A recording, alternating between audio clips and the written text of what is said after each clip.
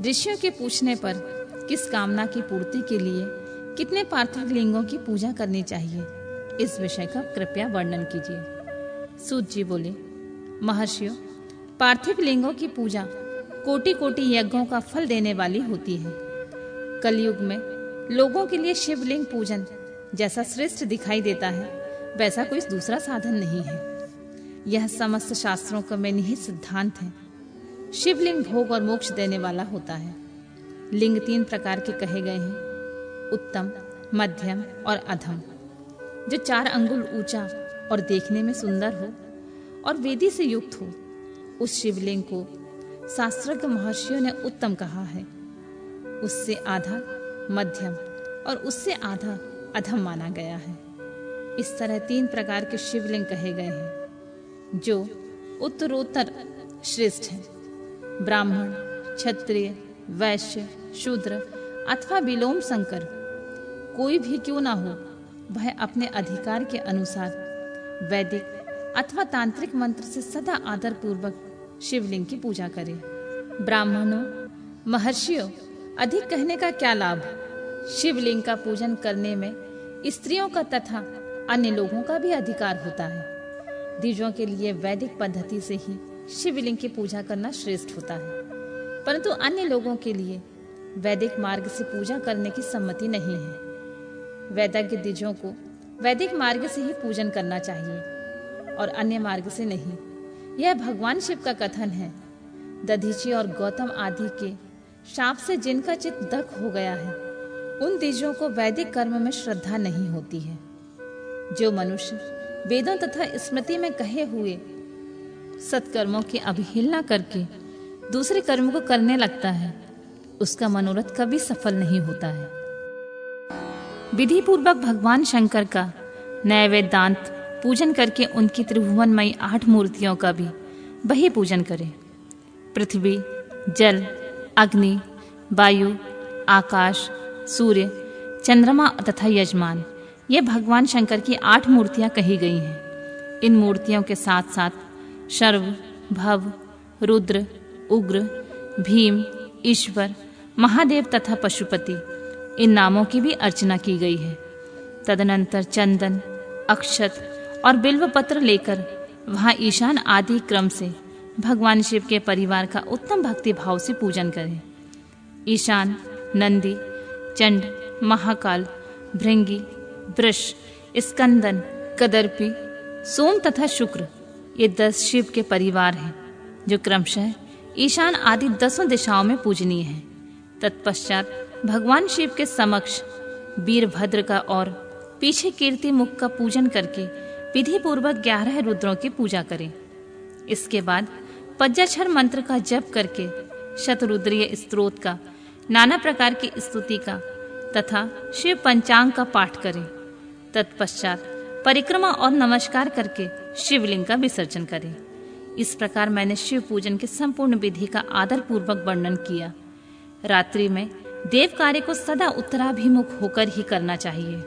इसी प्रकार शिव पूजन भी पवित्र भाव से सदा उत्तराभिमुख होकर ही करना उचित है। जहाँ शिवलिंग स्थापित हो, उससे पूर्व दिशा का आश्रय लेकर नहीं बैठना चाहिए या खड़े होना चाहिए, क्योंकि वह दिशा भगवान शिव के आगे या सामने पड़ती है। इष्ट देव का सामना रोकना ठीक नहीं।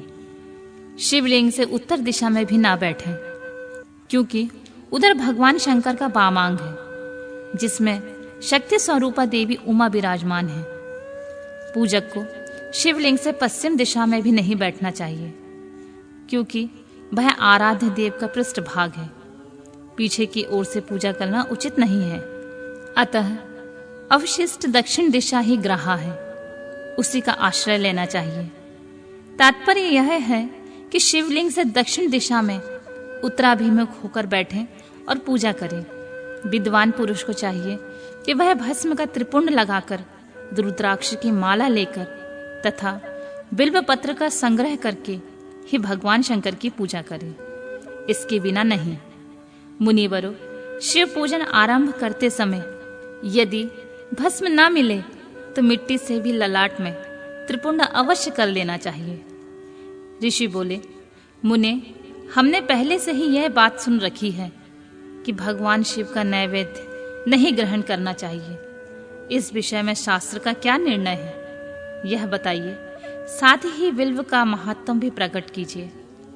सूत जी बोले, मुनियों, आप शिव संबंधी व्रत का पालन करने वाले हैं, अतः आप सबको शत शत धन्यवाद है। मैं प्रसन्नता पूर्वक सब कुछ बताता हूँ, आप सावधान होकर सुने।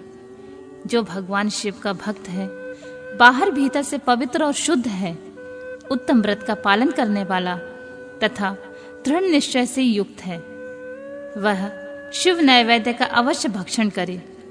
भगवान शिव का नैवेद्य आग्रहा है, इसी भावना को मन से निकाल दे। शिव के नैवेद्य को देख लेने मात्र से ही सारे पाप दूर भाग जाते हैं। उसको खा लेने पर तो करोड़ों पुण्य अपने भीतर आ जाते हैं।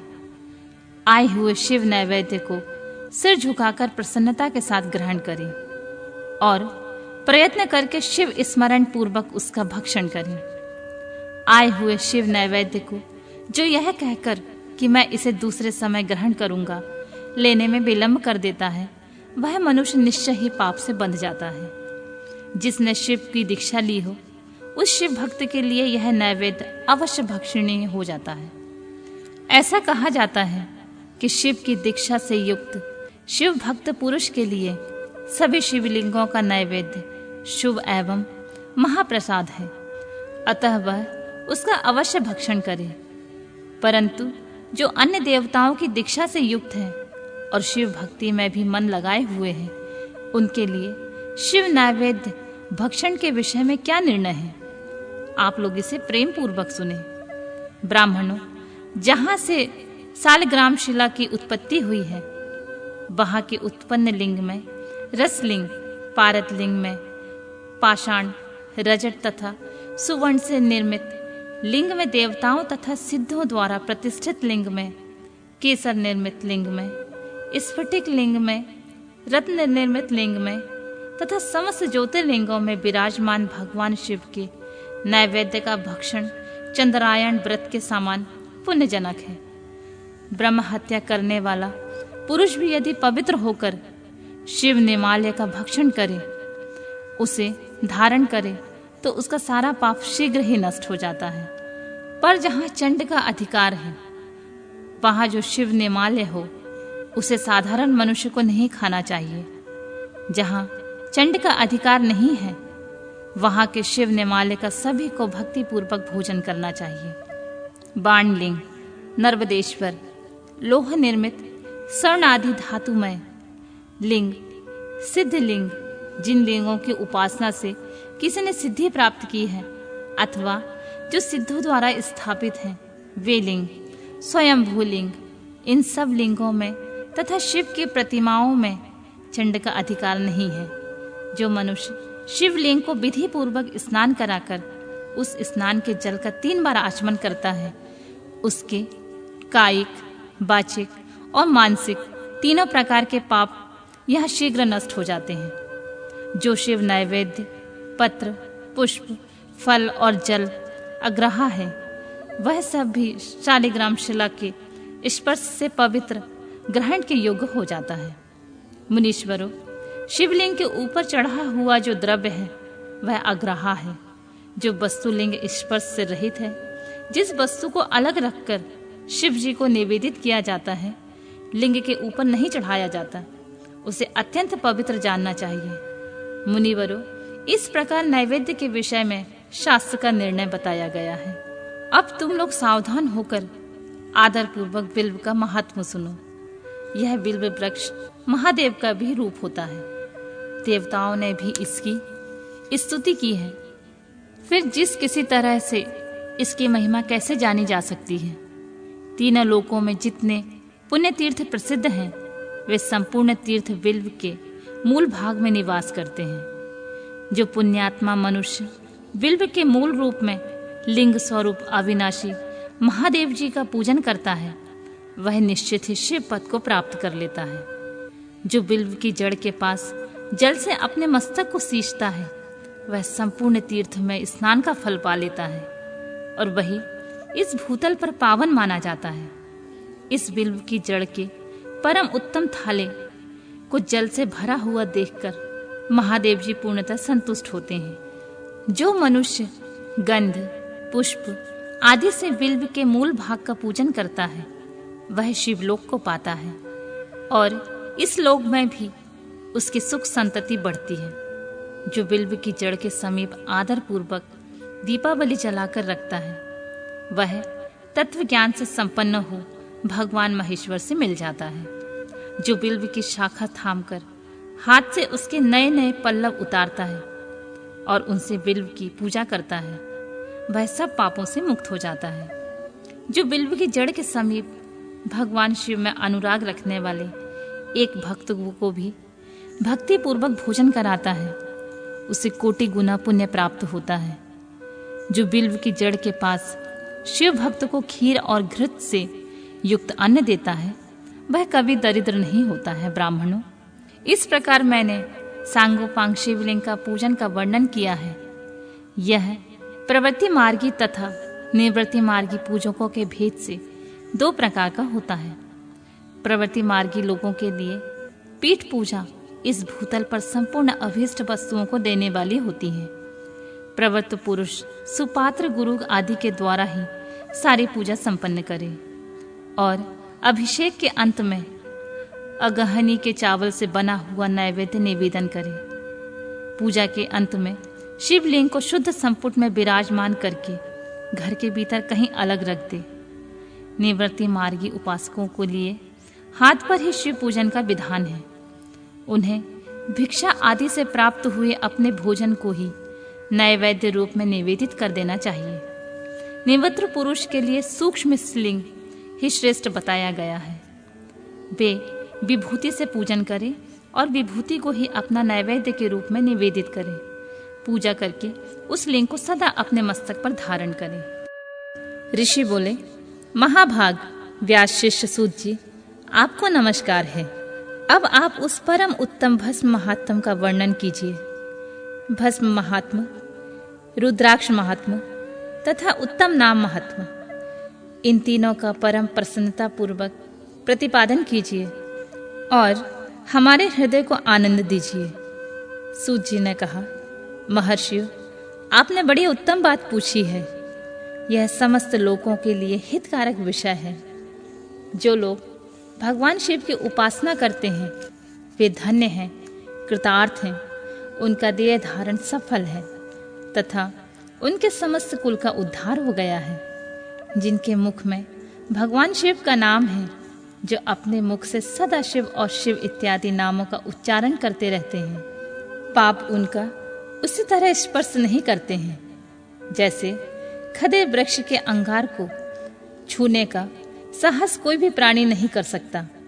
हे शिव, आपको मेरा नमस्कार। श्री शिवाय नमस्तुभ्यम। ऐसी बात जब मुख से निकलती है तब वह मुख समस्त पापों का विनाश करने वाला पावन तीर्थ बन जाता है। जो मनुष्य प्रसन्नता पूर्वक उस मुख का दर्शन करता है उसे निश्चित ही तीर्थ सेवन जनित फल प्राप्त होता है। ब्राह्मणों, शिव का नाम विभूति और रुद्राक्ष ये तीनों त्रिवेणी के समान परम पुण्य माने गए हैं। जहाँ ये तीनों शुभतर वस्तुएं सदैव रहती हैं, उनके दर्शन मात्र से मनुष्य त्रिवेणी स्नान का फल पा लेता है। भगवान शिव का नाम गंगा है, विभूति यमुना मानी गई है तथा रुद्राक्ष को सरस्वती कहा गया है। इन तीनों की संयुक्त त्रिवेणी समस्त पापों को नाश करने वाली होती है। श्रेष्ठ ब्राह्मणों, इन तीनों की महिमा को भगवान महेश्वर के बिना दूसरा कोई भली भांति जानता है। इस ब्रह्मांड में जो कुछ है वह तो सब केवल महेश्वर ही जानते हैं। विप्रगण, मैं अपनी श्रद्धा भक्ति के अनुसार संक्षेप से भगवान नामों की महिमा का कुछ वर्णन करता हूँ। तुम लोग सब प्रेम पूर्वक सुनो। यह नाम महात्मा समस्त पापों को हर लेने वाला सर्वोत्तम साधन है। शिव इस नाम रूपी दावानल से महान पातक रूपी पर्वत अनायासी भस्म हो जाता है। यह सत्य है, सत्य है, इसमें कोई संशय नहीं है। शौनक, पाप मूलक जो नाना प्रकार के दुख हैं वे एकमात्र शिव नाम से ही नष्ट होने वाले होते हैं। दूसरे साधनों से संपूर्ण यत्न करने पर भी पूर्णतः नष्ट नहीं होते हैं। जो मनुष्य इस भूतल पर सदा भगवान शिव के नामों के जप में लगा हुआ है, वह वेदों का ज्ञाता है, वह पुण्यात्मा है, वह धन्यवाद का पात्र है तथा वह विद्वान माना गया है। मुने, जिनका शिव नाम जप में विश्वास है, उनके द्वारा आचरित नाना प्रकार के धर्म तत्काल फल देने के लिए उत्सुक हो जाते हैं। महर्षि, भगवान शिव के नाम में जितने पाप नष्ट होते हैं, उतने ही पाप मनुष्य इस भूतल पर नहीं कर सकते। जो शिव नाम रूपी नौका पर आरूढ़ होकर संसार रूपी समुद्र को पार करते हैं, उनके जन्म मरण रूप संसार के मूलभूत वे सारे पाप निश्चय ही नष्ट हो जाते हैं। महामुनि, संसार के मूलभूत पातक रूपी पादपों का शिव नाम रूपी कुठार से निश्चय ही नाश हो जाता है। जो पाप रूपी दावानल से पीड़ित हैं, उन्हें शिव नाम रूपी अमृत का पान करना चाहिए। पापों के दावानल से दग होने वाले लोगों को उस शिव नाम अमृत के बिना शांति नहीं मिल सकती है। जो शिव नाम रूपी सुधा की वृष्टिजनक धारा में गोते लगा रहे हैं, वे संसार रूपी दावानल के बीच खड़े होने पर भी कदापि शोक के भागी नहीं होते। जिन महात्माओं के मन में शिव नाम के प्रति बड़ी भारी भक्ति है, ऐसे लोगों को सहसा और सर्वथा मुक्ति मिलती है।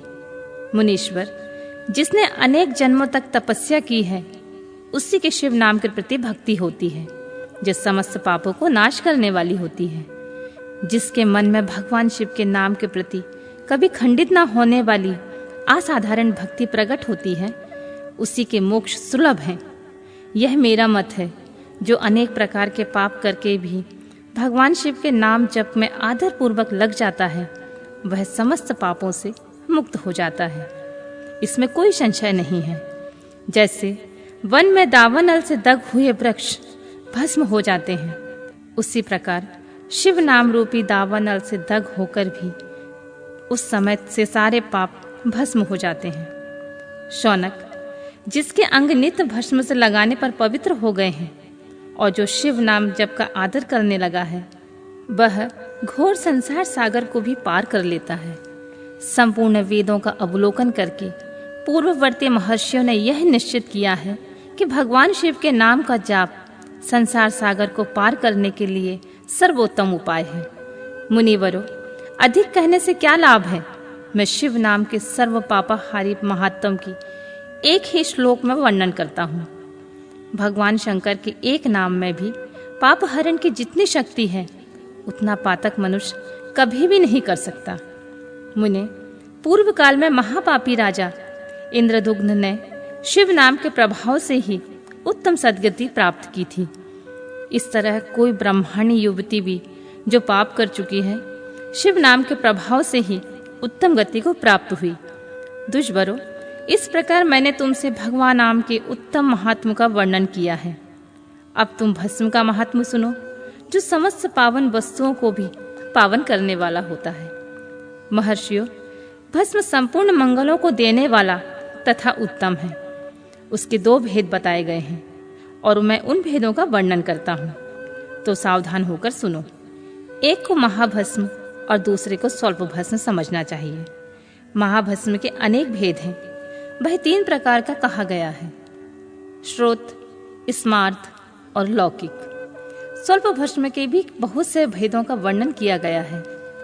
श्वेत और स्मार्त भस्म को केवल द्विजों को ही उपयोग में आने की योग्य कहा गया है, और जो तीसरा लौकिक भस्म है, वह अन्य लोगों के लिए उपयोग में आ सकता है। श्रेष्ठ महर्षियों ने यह बताया है कि द्विजों को वैदिक मंत्रों के उच्चारण पूर्वक भस्म धारण करना चाहिए। दूसरे लोगों को बिना मंत्र के केवल धारण करने का विधान है। जले हुए गोबर से प्रकट होने वाला भस्म अग्नेय कहलाता है। महामुने, वह भी त्रिपुंड का द्रव्य है, ऐसा कहा गया है। अग्निहोत्र से उत्पन्न हुए भस्म का भी मनीषी पुरुष को संग्रहण करना चाहिए। अन्य यज्ञ से प्रकट हुआ भस्म भी त्रिपुंड धारण करने के काम आ सकता है। जावालोपनिषद में आए हुए अग्नि इत्यादि 7 मंत्रों द्वारा जल मिश्रित भस्म से धूलन करना चाहिए।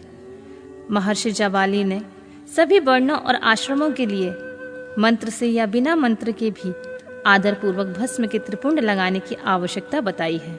समस्त अंगों में सजल भस्म को मलना अथवा विभिन्न अंगों में तिरछा त्रिपुंड लगाना, इन कार्यों को मोक्षार्थी पुरुष प्रसाद से भी ना छोड़ें, ऐसा श्रुति का आदेश है। भगवान शिव और विष्णु ने भी तिर्यक त्रिपुंड धारण किया है। अन्य देवियों सहित भगवती उमा और लक्ष्मी देवी ने भी वाणी द्वारा इसकी प्रशंसा की है। ब्राह्मणों, क्षत्रियों, वैश्यों, शूद्रों, वर्णकरों एवं जाति भ्रष्ट पुरुषों ने भी उन्मूलन एवं त्रिपुंड रूप में भस्म धारण किया है। इसके पश्चात भस्म धारण तथा त्रिपुंड की महिमा एवं विधि बताकर सूत जी ने फिर कहा, महर्षियों, इस प्रकार मैंने संक्षेप में त्रिपुंड का महत्व बताया है। यह सब प्राणियों के लिए गोपनीय रहस्य है, अतः तुम्हें भी इसे गुप्त रखना चाहिए। मुनिवरों, ललाट आदि सभी निर्दिष्ट स्थानों में भस्म से 3 तिरछी रेखाएं बनाई जाती हैं। उन्हीं को विद्वानों ने त्रिपुंड कहा है। भुवों के मध्य भाग से लेकर अंत तक उतना बड़ा त्रिपुंड ललाट में धारण करना चाहिए। मध्यमा और अनामिका उंगलियों से 2 रेखाएं करके बीच में अंगुष्ठ द्वारा प्रतिलोम भाव से की गई रेखाएं त्रिपुंड कहलाती हैं। अथवा बीच की 3 उंगलियों से भस्म लेकर यत्न पूर्वक भक्ति भाव से ललाट में त्रिपुंड धारण करें। त्रिपुंड अत्यंत उत्तम एवं भोग तथा मोक्ष देने वाला होता है। त्रिपुंड की 3 रेखाओं में प्रत्येक के 9 देवता हैं, जो सभी अंगों में स्थित होते हैं। मैं उनका परिचय देता हूँ, तो सावधान होकर सुनो। मुनिवरों, प्रणव का प्रथम अक्षर अकार, गाहपत्य, अग्नि, पृथ्वी, धर्म, रजोगुण, ऋग्वेद, क्रिया शक्ति, प्रातः सवन तथा महादेव ये त्रिपुंड की प्रथम रेखा के 9 देवता हैं। यह बात शिव दीक्षा पारायण पुरुषों को अच्छी तरह समझ लेनी चाहिए। प्रणव का दूसरा अक्षर उकार, दक्षिणाग्नि, आकाश, सत्वगुण, यजुर्वेद, मध्य दिन सवन, इच्छा शक्ति, अंतरात्मा तथा महेश्वर ये दूसरी रेखा के 9 देवता हैं। प्रणव का तीसरा अक्षर मकार, आहवनीय, अग्निय, परमात्मा, तमोगुण, सुदलोक, ज्ञान शक्ति, सामवेद, तृतीय सवन और तथा शिव ये तीसरी रेखा के 9 देवता हैं। इस प्रकार स्थान देवता को उत्तम भक्ति भाव से नित्य नमस्कार करके स्नान आदि से शुद्ध हुआ पुरुष यदि त्रिपुंड धारण करे तो भोग और मोक्ष को भी प्राप्त कर लेता है। मुनीश्वर, ये संपूर्ण अंगों में स्थान देवता बताए गए हैं। अब उनके संबंध में स्थान बताता हूँ, भक्ति पूर्वक सुनो।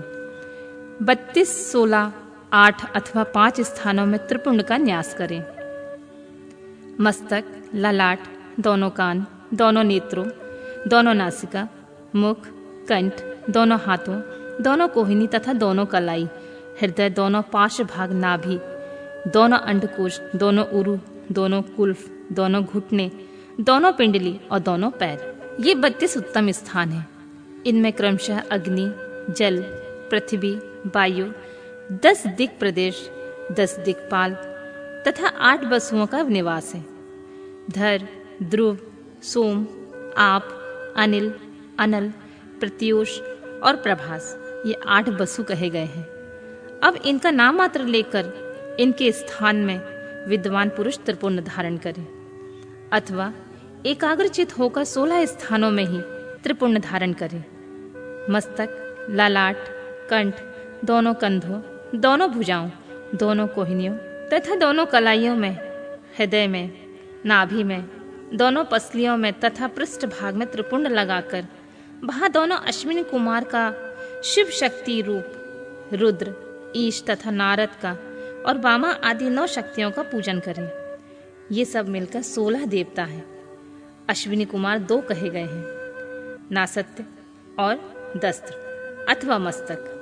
केश, दोनों कान, मुख, भुजा, हृदय, नाभि, दोनों उरु, दोनों जानु, दोनों पैर और पृष्ठभाग।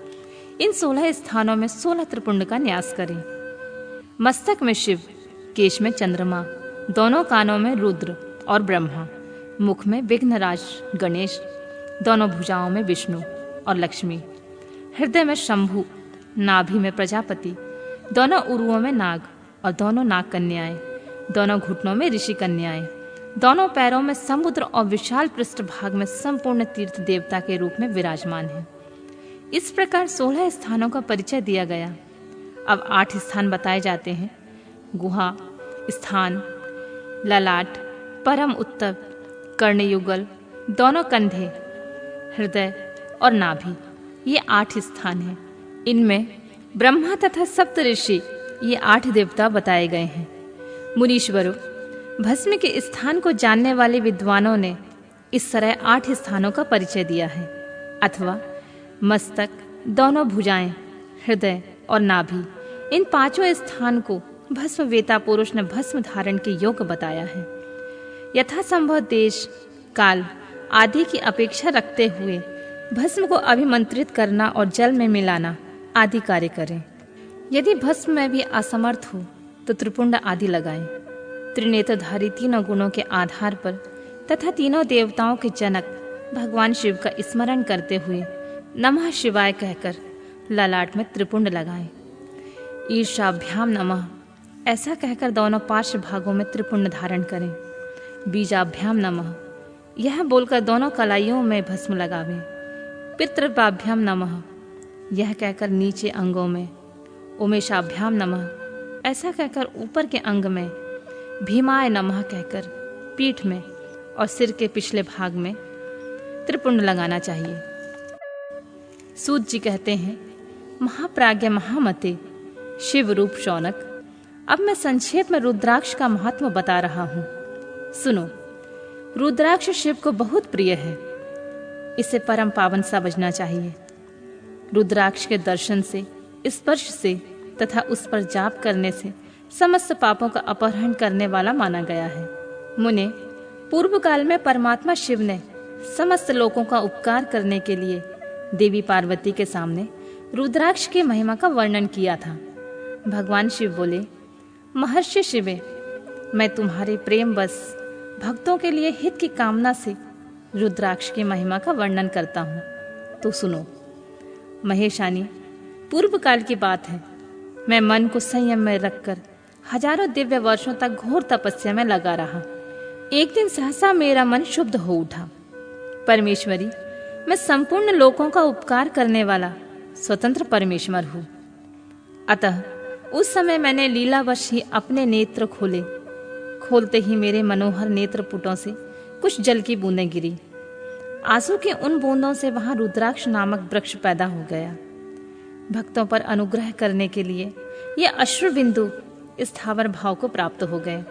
वे रुद्राक्ष मैंने विष्णु भक्त को तथा 4 वर्णों के रुद्राक्ष को मैंने गौड़ देश में उत्पन्न किया। मथुरा, अयोध्या, लंका, मलयाचल, सहस्रगिरी, काशी तथा अन्य देशों में भी उनके अंकुर उगाए। वे उत्तम रुद्राक्ष असह पाप समूहों का भेदन करने वाले तथा श्रुतियों के भी प्रेरक हैं। मेरी आज्ञा से वे ब्राह्मण, क्षत्रिय, वैश्य और शूद्र जाति के लिए भेद से इस भूतल पर प्रकट हुए। रुद्राक्ष की ही जाति के भी सुभाक्ष भी हैं। उन ब्रह्मांडीय जाति वाले रुद्राक्षों के वर्ण श्वेत, रक्त, पीत तथा कृष्ण जानने चाहिए। मनुष्यों को चाहिए कि वे क्रमशः वर्ण के अनुसार अपनी जाति का ही रुद्राक्ष धारण करें। भोग और मोक्ष की इच्छा रखने वाले 4 वर्णों के लोगों और विशेषतः शिव भक्तों को शिव पार्वती की प्रसन्नता के लिए रुद्राक्ष के फलों को अवश्य धारण करना चाहिए। आंवले के फल के बराबर जो रुद्राक्ष हो वह श्रेष्ठ बताया गया है, और जो बेर के फल के बराबर हो उसे मध्यम श्रेणी का कहा गया है, और जो चने के बराबर है उसकी गणना निम्न कोटि में की गई है। अब इसकी उत्तमता को परखने के लिए दूसरी उत्तम प्रक्रिया बताई जाती है। इसे बताने का उद्देश्य है भक्तों की हित कामना।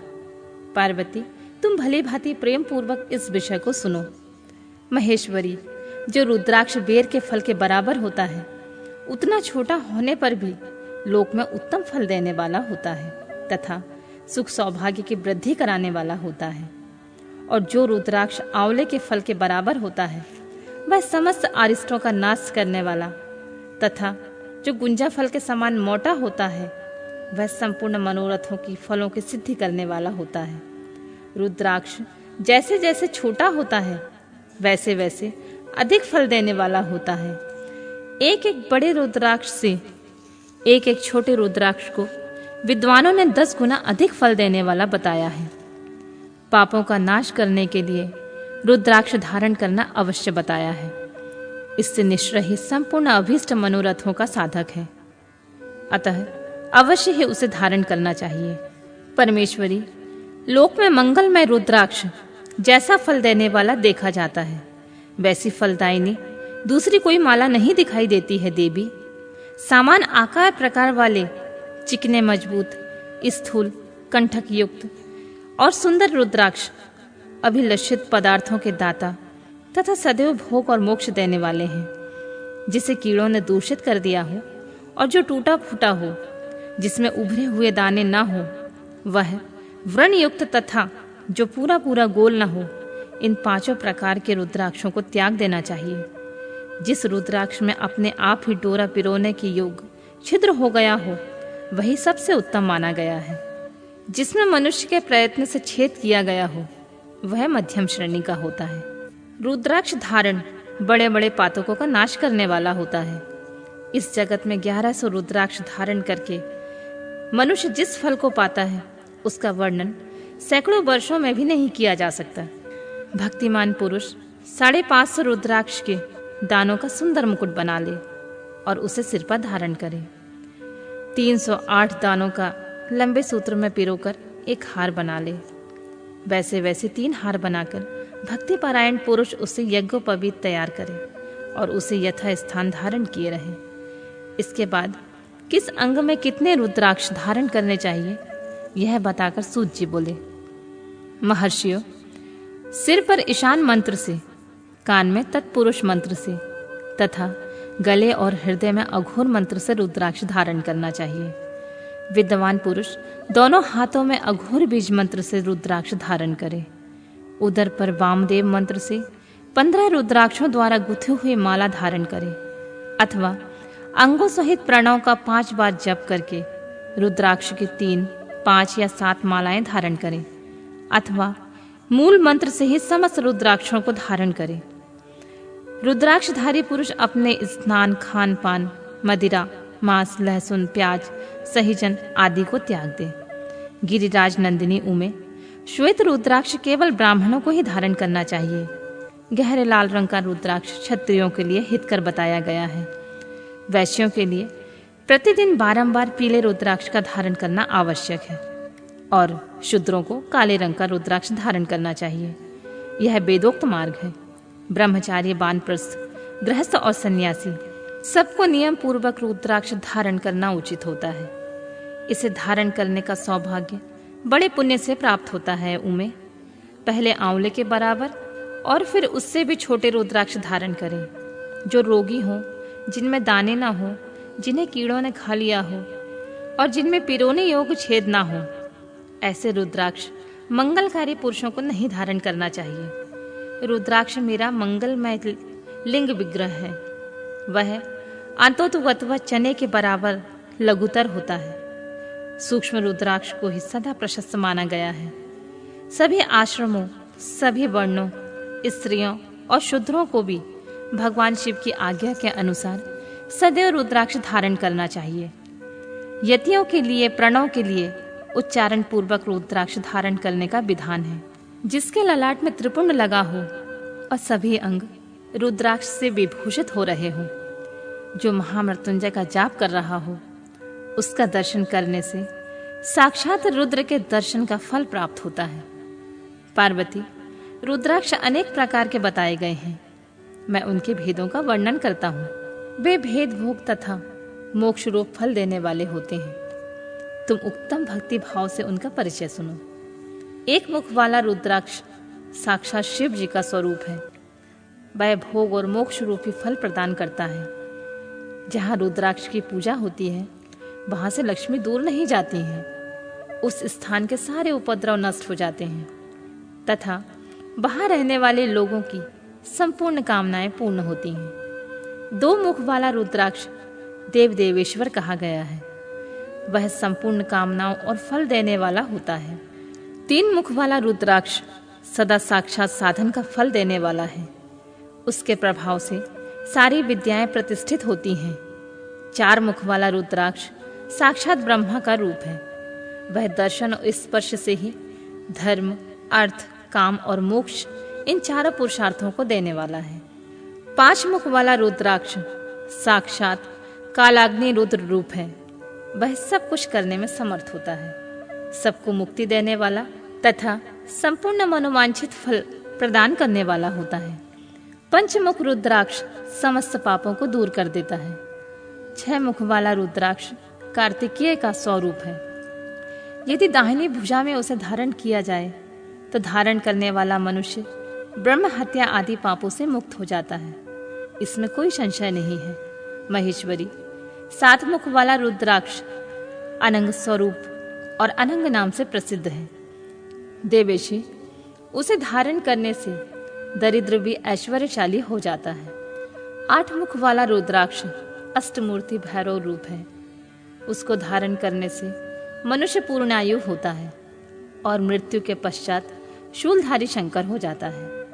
9 मुख वाले रुद्राक्ष को भैरव तथा कपिल मुनि का प्रतीक माना गया है, अथवा 9 रूप धारण करने वाली महेश्वरी दुर्गा उसकी अधिष्ठात्री देवी मानी गई है।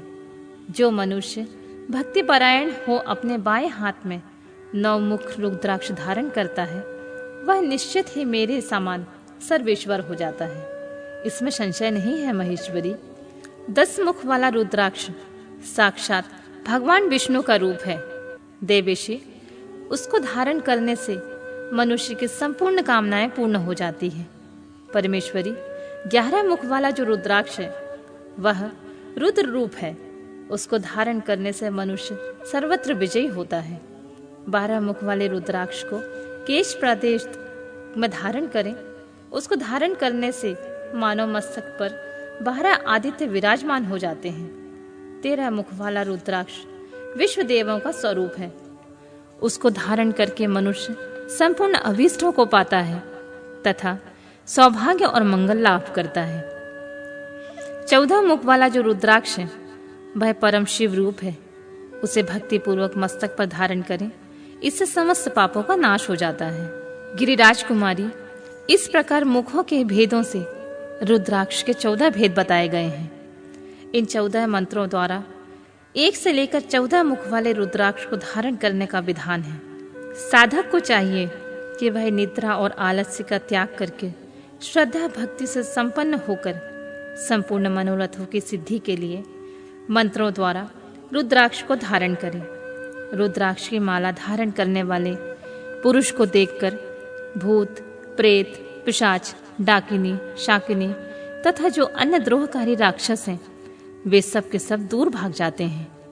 जो कृत्रिम अभिचार आदि प्रयुक्त होते हैं वे सब रुद्राक्षधारी को देखकर शशंक से ही दूर खिसक जाते हैं। पार्वती, रुद्राक्ष मालाधारी पुरुष को देखकर मैं शिव भगवान, विष्णु, देवी दुर्गा, गणेश, सूर्य तथा अन्य देवता भी प्रसन्न हो जाते हैं। महेश्वरी, इस प्रकार रुद्राक्ष की महिमा को जानकर धर्म की वृद्धि के लिए भक्ति पूर्वक पूर्वोक्त मंत्रों द्वारा विधिवत उसे धारण करना चाहिए। मुनीश्वर, भगवान शिव ने देवी पार्वती के सामने जो कुछ कहा था वह सब तुम्हारे प्रश्न के अनुसार मैंने तुम्हें कह सुनाया। मुनीश्वरों, मैंने तुम्हारे समक्ष इस विद्येश्वर संहिता का वर्णन किया है। यह संहिता संपूर्ण सिद्धियों को देने वाली तथा भगवान शिव की आज्ञा से नित्य मोक्ष प्रदान करने वाली है, जो विश्व की उत्पत्ति, स्थिति और लय आदि के एकमात्र कारण है। गौरी गिरिराज कुमारी उमा के पति हैं, तत्वज्ञ हैं, जिनकी कीर्ति का कहीं अंत नहीं है, जो माया के आश्रय होकर भी उससे अत्यंत दूर हैं। उन विमल बोध स्वरूप भगवान शिव को मैं प्रणाम करता हूँ। मैं स्वभाव से ही उन अनादि शांत स्वरूप एकमात्र पुरुषोत्तम शिव की वंदना करता हूँ, जो अपनी माया से इस संपूर्ण विश्व की सृष्टि करके आकाश के भीतर, इसके भीतर और बाहर भी स्थित हैं। जैसे लोहा चुंबक से आकृष्ट होकर उसके पास ही लटका रहता है, उसी प्रकार ये सारे जगत सदा सब और जिसके आसपास ही भ्रमण करते रहते हैं। जिन्होंने अपने से ही इस प्रपंच की रचना करने की विधि बताई थी, जो सबके भीतर अंतर्यामी रूप से विराजमान है तथा जिनका अपना स्वरूप अत्यंत गूढ़ है, उन भगवान शिव को मैं सादर वंदना करता हूँ। व्यास जी कहते हैं, जगत के पिता भगवान शिव, माता कल्याणमयी पार्वती तथा उनके पुत्र गणेश जी को नमस्कार करके हम इस पुराण का वर्णन करते हैं। एक समय की बात है, नैमिषारण्य में निवास करने वाले शौनक आदि सभी मुनियों ने उत्तम भक्ति भाव के साथ सूत जी से पूछा। ऋषि बोले, महाभाग सूत जी, विदेश्वर संहिता का जो साध्य साधन खंड नाम वाली शुभ एवं उत्तम कथा है, उसे हम लोगों ने सुन लिया है। उसका आदि भाग बहुत ही रमणीय है तथा वह शिव भक्तों पर भगवान शिव का वात्सल्य स्नेह प्रकट करने वाली है। विद्वान, अब आप भगवान शिव के परम उत्तम स्वरूप का वर्णन कीजिए, साथ ही शिव और पार्वती के दिव्य चरित्रों का पूर्ण रूप से श्रवण कराइए। हम पूछते हैं, निर्गुण महेश्वर लोक में सगुण रूप कैसे धारण करते हैं? हम सब लोग विचार करने पर भी शिव के तत्व को नहीं समझ पाते हैं। सृष्टि के पहले भगवान शिव किस प्रकार अपने स्वरूप में स्थित होते हैं, फिर सृष्टि के मध्य काल में वे भगवान किस तरह क्रीड़ा करते हुए सम्यक व्यवहार बर्ताव करते हैं, और सृष्टि कल्प का अंत होने पर वे महेश्वर देव किस रूप में स्थित रहते हैं।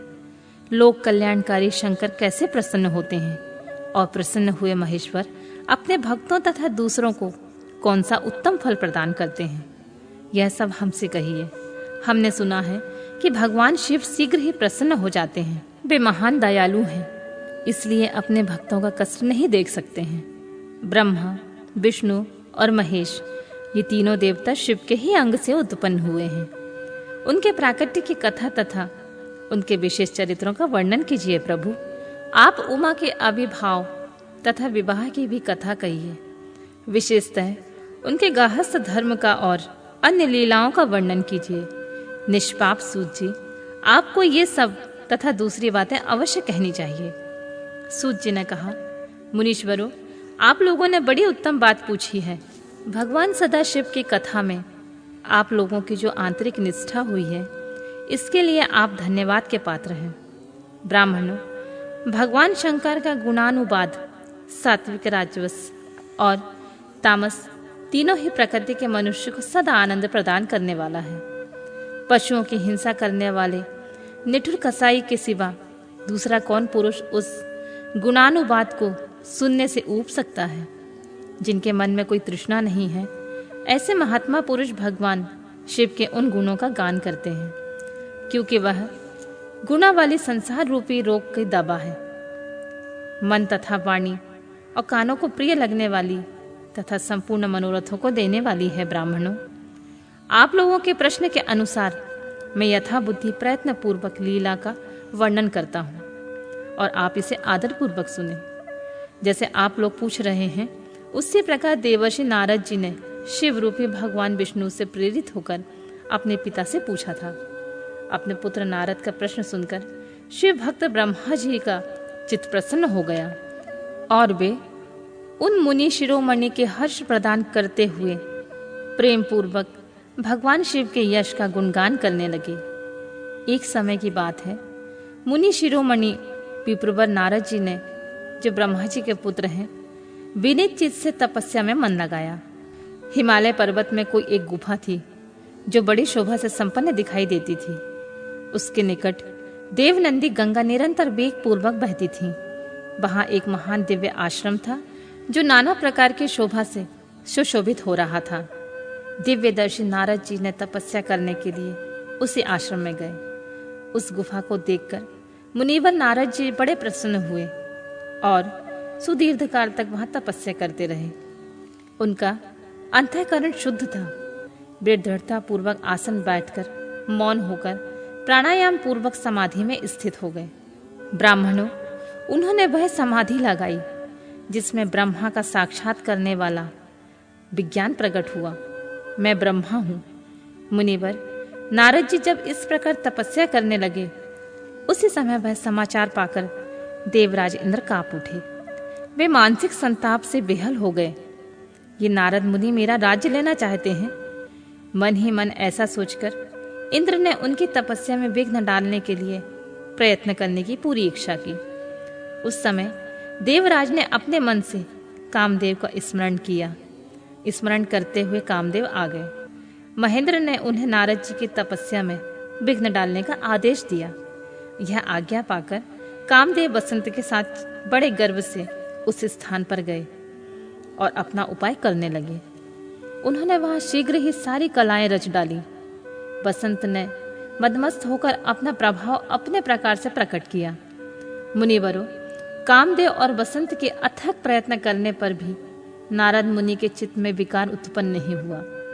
महादेव के अनुग्रह से दोनों का गर्व चूर्ण हो गया। शौनक और महर्षियों, ऐसा होने का जो कारण था उसे आदर पूर्वक सुनो। महादेव जी की कृपा से नारद मुनि पर कामदेव का कोई प्रभाव नहीं पड़ा।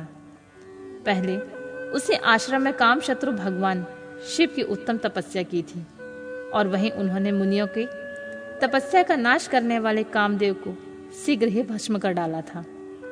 उस समय रति ने कामदेव को पुनः जीवित करने के लिए देवताओं से प्रार्थना की। तब देवताओं ने समस्त लोगों का कल्याण करने वाले भगवान शंकर से याचना की। उनकी याचना करने पर वे बोले, देवताओं, कुछ समय व्यतीत होने के बाद कामदेव जीवित तो हो जाएंगे, परंतु यहाँ उनका कोई उपाय नहीं चल पाएगा। अमरगण, यहाँ खड़े होकर लोग चारों ओर जितनी दूर तक भूमि को नेत्र से देख पाते हैं, वहां तक कामदेव के वाणों का कोई प्रभाव नहीं चल सकेगा। इसमें कोई संशय नहीं है। भगवान शंकर की उस उक्ति के अनुसार उस समय वहां नारद जी के प्रति कामदेव जी का निजी प्रभाव मिथ्या सिद्ध हुआ। वे शीघ्र ही स्वर्गलोक में इंद्र के पास लौट गए। वहां कामदेव ने अपना सारा वृतांत और मुनि का प्रभाव कह सुनाया।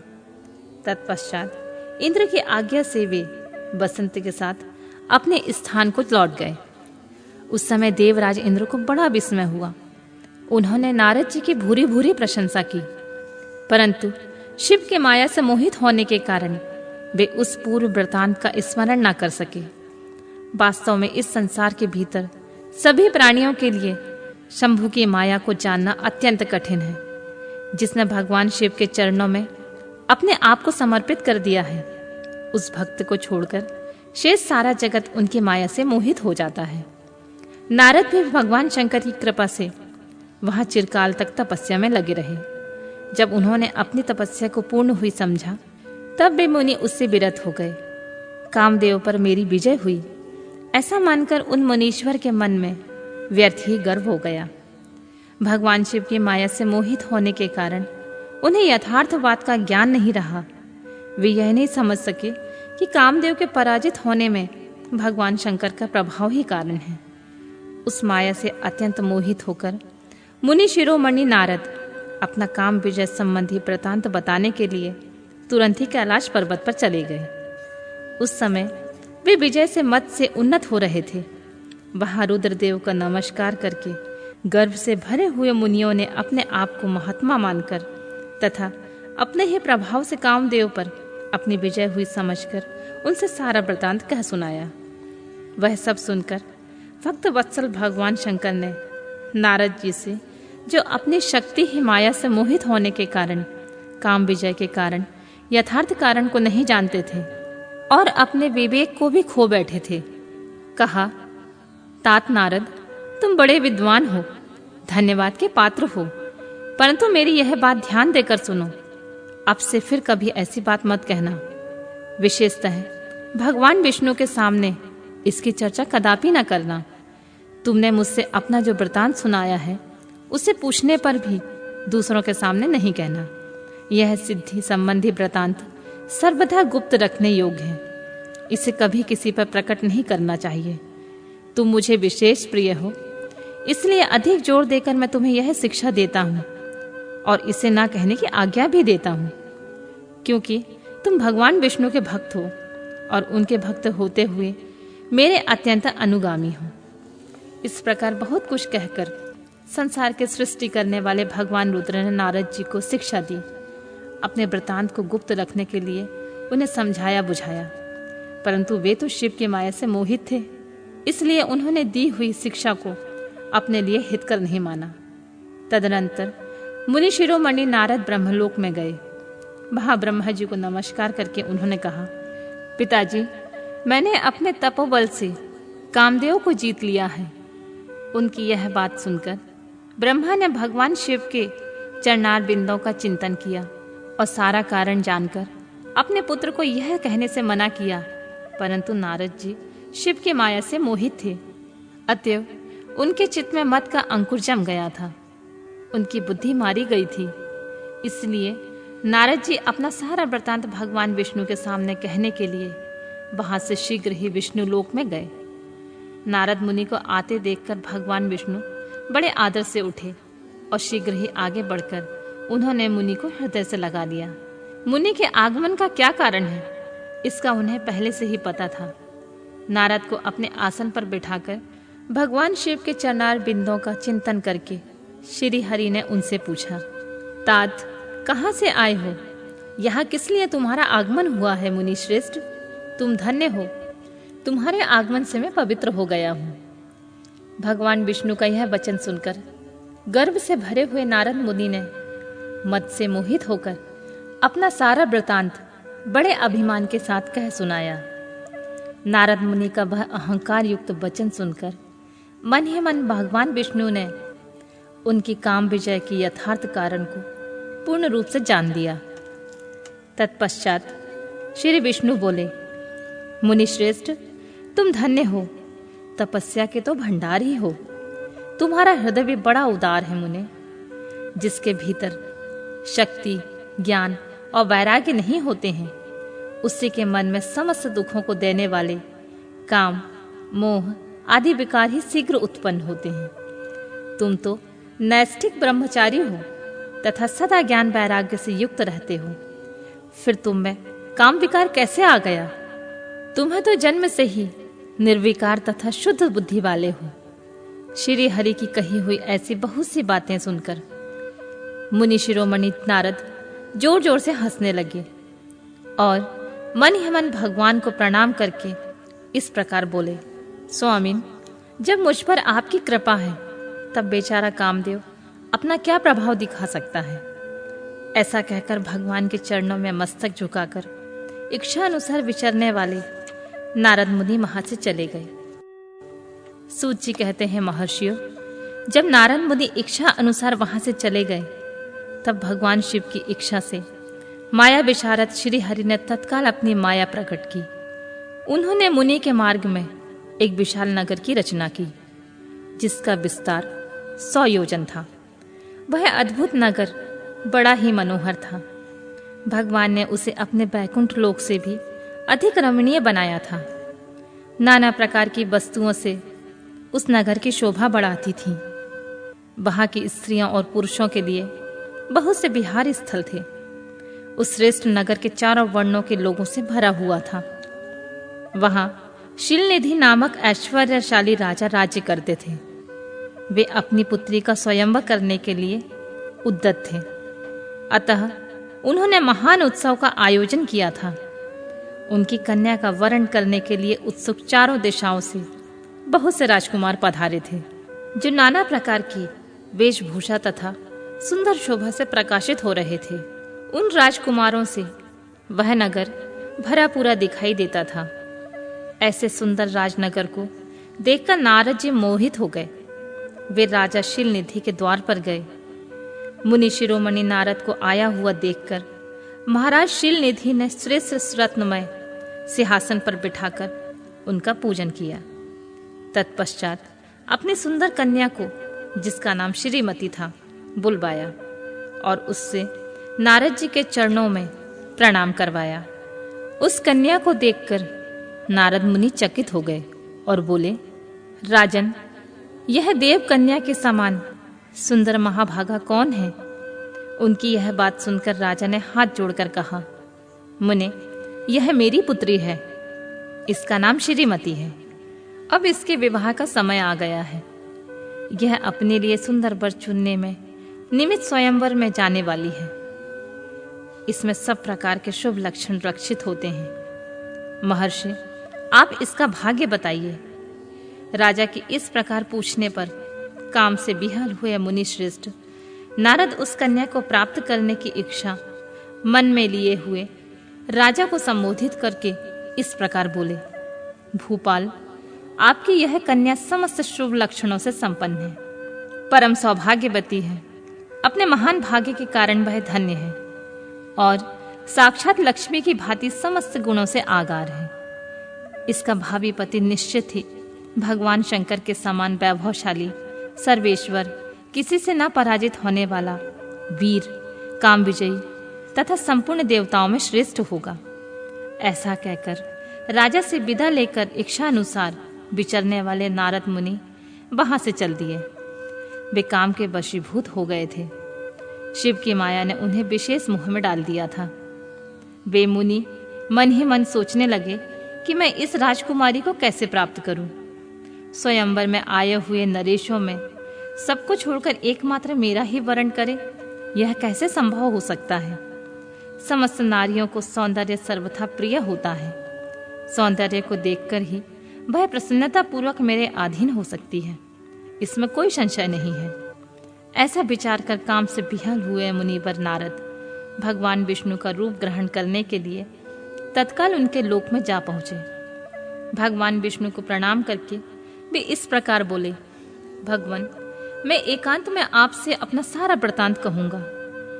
तब बहुत अच्छा कहकर लक्ष्मीपति श्री हरि नारद जी के साथ एकांत में जाकर बैठे और बोले, मुने, अब आप अपनी बात कहिए। तब नारद जी ने कहा, भगवान, आपके भक्त जो राजा शील निधि हैं, वे सदा धर्म के पालन में तत्पर रहते हैं। उनकी एक विशाल लोचना कन्या है जो बहुत ही सुंदरी है। उसका नाम श्रीमती है। वह विश्व मोहिनी के रूप से विख्यात है और तीनों लोकों में सबसे अधिक सुंदर है। प्रभु, आज मैं शीघ्र ही उस कन्या से विवाह करना चाहता हूँ। राजा शील निधि ने अपनी पुत्री की इच्छा से स्वयंवर रचाया है, इसलिए चारों दिशाओं से वहां सहस्त्र राजकुमार पधारे हुए हैं। नाथ, मैं आपका प्रिय सेवक हूँ, अतः आप मुझे अपना स्वरूप दे दीजिए, जिससे राजकुमारी श्रीमती निश्चित ही मुझे वर ले। सूत जी कहते हैं, महर्षियों, नारद मुनि की ऐसी बात सुनकर भगवान मधुसूदन हंस पड़े और भगवान शंकर के प्रभाव का अनुभव करके उन दयालु प्रभु ने उन्हें इस प्रकार उत्तर दिया। भगवान विष्णु बोले, मुने, तुम अपने अभिष्ट स्थान को जाओ। मैं उसी तरह तुम्हारा हित साधन करूंगा, जैसे श्रेष्ठ वैद्य अत्यंत पीड़ित रोगी का करता है, क्योंकि तुम मुझे विशेष प्रिय हो। ऐसा कहकर भगवान विष्णु ने नारद मुनि को मुख तो बानर का दे दिया और समस्त शेष अंगों में अपने जैसा स्वरूप देकर वे वहां से अंतर्ध्यान हो गए। भगवान की पूर्वोक्त बात सुनकर उनका मनोहर रूप प्राप्त हो गया। समझकर नारद मुनि को बड़ा हर्ष हुआ। वे अपने को कृतकृत्य मानने लगे। भगवान ने क्या प्रयत्न किया है, इसको वे समझ ना सके। तदनंतर मुनि श्रेष्ठ नारद शीघ्र ही उस स्थान पर जा पहुंचे जहां राजा शील निधि ने राजकुमारों से भरी हुई स्वयंवर सभा का आयोजन किया था। विप्रवरों, राजपुत्रों से घिरी हुई वह दिव्य स्वयंवर सभा दूसरी इंद्र सभा के समान अत्यंत शोभा पा रही थी। नारद जी उस राजसभा में जा बैठे और वहां बैठकर प्रसन्न मन से बार बार यही सोचने लगे कि मैं भगवान विष्णु के समान रूप धारण किए हुए हूँ, अतः वह राजकुमारी अवश्य ही मेरा वरण करेगी, दूसरे का नहीं। मुनि श्रेष्ठ नारद को यह ज्ञात नहीं था कि मेरा मुंह कितना कुरूप है। उस सभा में बैठे हुए सब मनुष्यों ने मुनि को उनके पूर्ण रूप में देखा था। राजकुमारी आदि कोई भी उनके रूप परिवर्तन के रहस्य को ना जान सके। वहां नारद जी की रक्षा के लिए भगवान रुद्र के 2 पार्षद आए थे, जो ब्राह्मण का रूप धारण करके गुण भाव से वहां बैठे थे। वे ही नारद जी के रूप परिवर्तन के उत्तम भेद को जानते थे। मुनि को कामावेश से मूढ़ हुआ जानकर वे दोनों पार्षद उनके निकट गए और आपस में बातचीत करते हुए उनकी हंसी उड़ाने लगे। परंतु मुनि तो काम से विहल हो गए थे, अतः उन्होंने उनकी यथार्थ बात भी अनसुनी कर दी और वे मोहित हो श्रीमती को प्राप्त करने की इच्छा से उसके आगमन की प्रतीक्षा करने लगे। इसी बीच में वह सुंदरी राजकन्या स्त्रियों से घिरी हुई अंतःपुरन से बाहर आई। उसने अपने हाथ में सोने की एक सुंदर माला ले रखी थी। वह शुभ लक्षणा राजकुमारी स्वयंवर के मध्य भाग में लक्ष्मी के समान खड़ी हुई अपूर्व शोभा पा रही थी। उत्तम व्रत का पालन करने वाली वह भूप कन्या माला हाथ में लेकर अपने मन के अनुरूप वर का अन्वेषण करते हुए सारी सभा में भ्रमण करने लगी।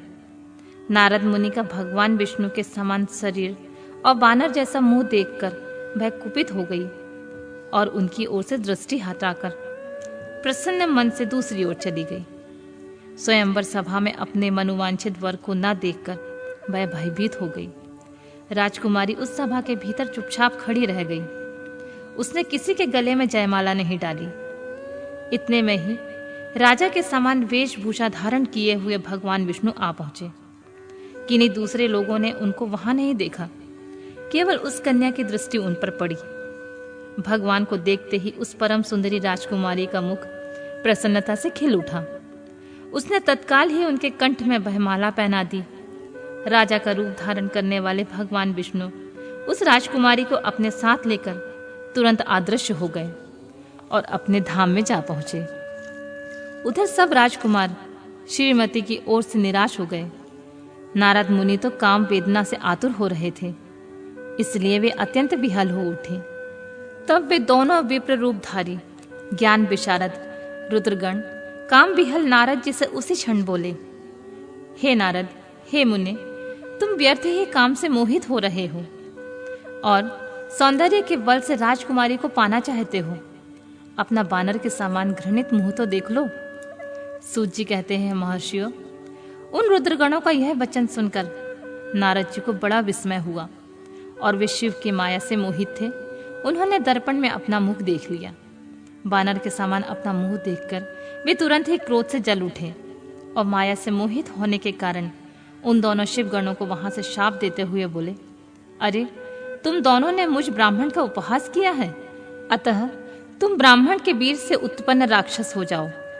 ब्राह्मण की संतान होने पर भी तुम्हारे आकार राक्षस के समान ही होंगे। इस प्रकार अपने लिए शाप सुनकर वे दोनों ज्ञान शिरोमणि शिवगण मुनि को मोहित जानकर कुछ नहीं बोले।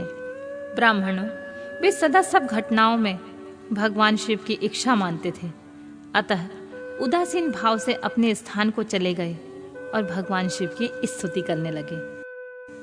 सूत जी कहते हैं, महर्षियों, माया मोहित नारद मुनि उन दोनों शिवगणों की यथोचित शाप देकर भगवान शिव की इच्छावश मोह निद्रा से ना जाग सके।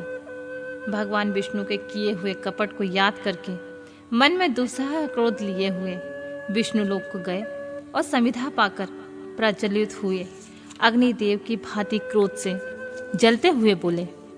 उनका ज्ञान नष्ट हो गया था, इसलिए वे दुर्वचन पूर्ण व्यंग सुनाने लगे। नारद जी ने कहा, हरे, तुम बड़े दुष्ट हो, कपटी हो और समस्त विश्व को मोह में डाले रहते हो। दूसरों का उत्साह या उत्कर्ष तुमसे सहा नहीं जाता।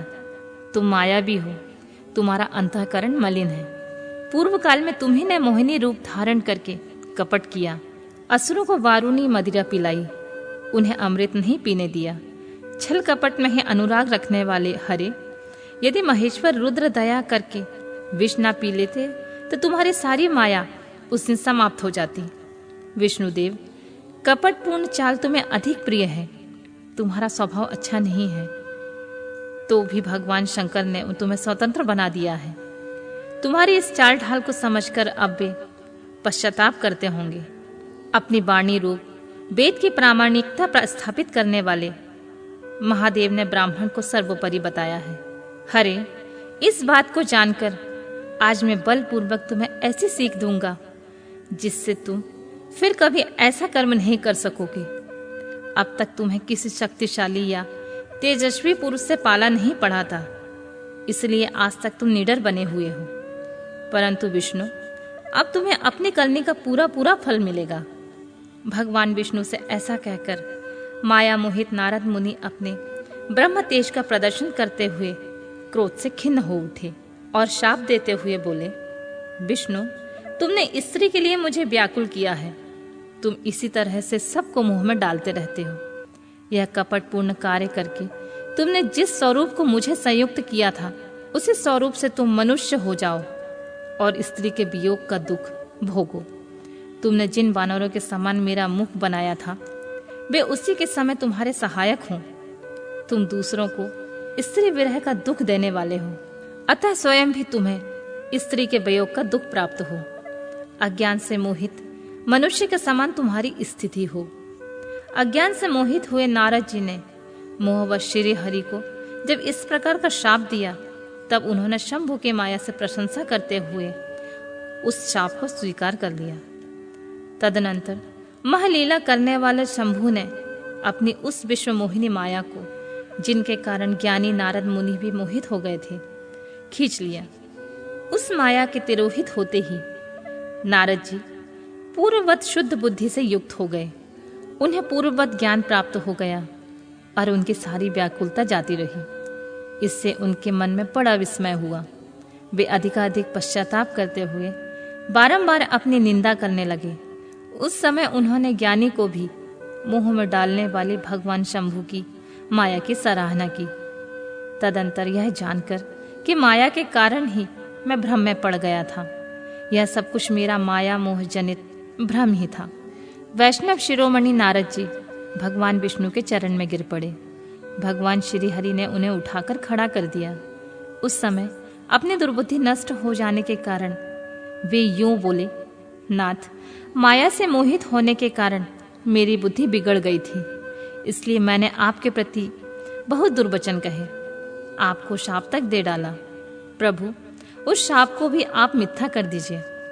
हाय, मैंने बहुत बड़ा पाप किया है, अब मैं निश्चित ही नरक में पड़ूंगा। हरे, मैं आपका दास हूँ, बताइए मैं क्या उपाय, कौन सा प्रायश्चित करूं जिससे मेरा पाप समूह नष्ट हो जाए, मुझे नरक में ना गिरना पड़े। ऐसा कहकर शुद्ध बुद्धि वाले मुनि शिरोमणि नारद जी पुनः भक्ति भाव से भगवान विष्णु के चरणों में गिर पड़े। उस समय उन्हें बड़ा पश्चाताप हो रहा था। तब विष्णु भगवान ने उन्हें उठाकर मधुर वाणी में कहा, तात, खेद ना करो, तुम मेरे श्रेष्ठ भक्त हो, इसमें संशय नहीं है। मैं तुम्हें एक बात बताता हूँ, सुनो। उससे निश्चय ही तुम्हारा परम हित होगा, तुम्हें नरक में नहीं जाना पड़ेगा। भगवान शिव तुम्हारा कल्याण करेंगे। तुमने मत से मोहित होकर जो भगवान शिव की बात नहीं मानी, उसकी अवहेलना कर दी थी, उसी अपराध का भगवान शिव ने तुम्हें ऐसा फल दिया है, क्योंकि वे ही कर्म फल के दाता होते हैं। तुम अपने मन में ही दृढ़ निश्चय कर लो कि भगवान शिव की इच्छा से ही सब कुछ हुआ है। सबके स्वामी परमेश्वर शंकर ही गर्व को दूर करने वाले हैं। वे ही पर ब्रह्म परमात्मा हैं। उन्हीं का सच्चिदानंद स्वरूप से बोध होता है। वे निर्गुण हैं और निर्विकार हैं। सत्व, रज और तम, ये तीनों गुणों से परे हैं। वे ही अपनी माया को लेकर ब्रह्मा, विष्णु और महेश, इन तीनों रूपों में प्रकट होते हैं। निर्गुण और सगुण वे ही हैं। निर्गुण अवस्था में उन्हीं का नाम शिव है और वे ही परमात्मा महेश्वर, पर ब्रह्मा, अविनाशी, अनंत और महादेव आदि नाम से जाने जाते हैं। उन्हीं की सेवा से ब्रह्मा जी जगत के सृष्टा हुए हैं और मैं तीनों लोकों का पालन करता हूँ। वे स्वयं ही रुद्र रूप से सदा सबका संहार करते हैं। वे शिव स्वरूप के सबके साक्षी हैं।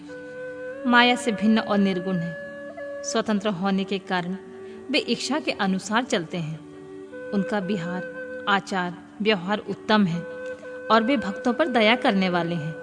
नारद मुने, तुम्हें एक सुंदर उपाय बताता हूँ, जो सुखद समस्त पापों का नाशक और सदा भोग एवं मोक्ष देने वाला है। तुम उसे सुनो। अपने सारे संशयों को त्याग कर तुम भगवान शंकर के सुयश का गान करो और सदा अनंत भाव से शिव के सतनाम स्त्रोत का पाठ करो। मुने, तुम निरंतर उन्हीं की उपासना और उन्हीं का भजन करो।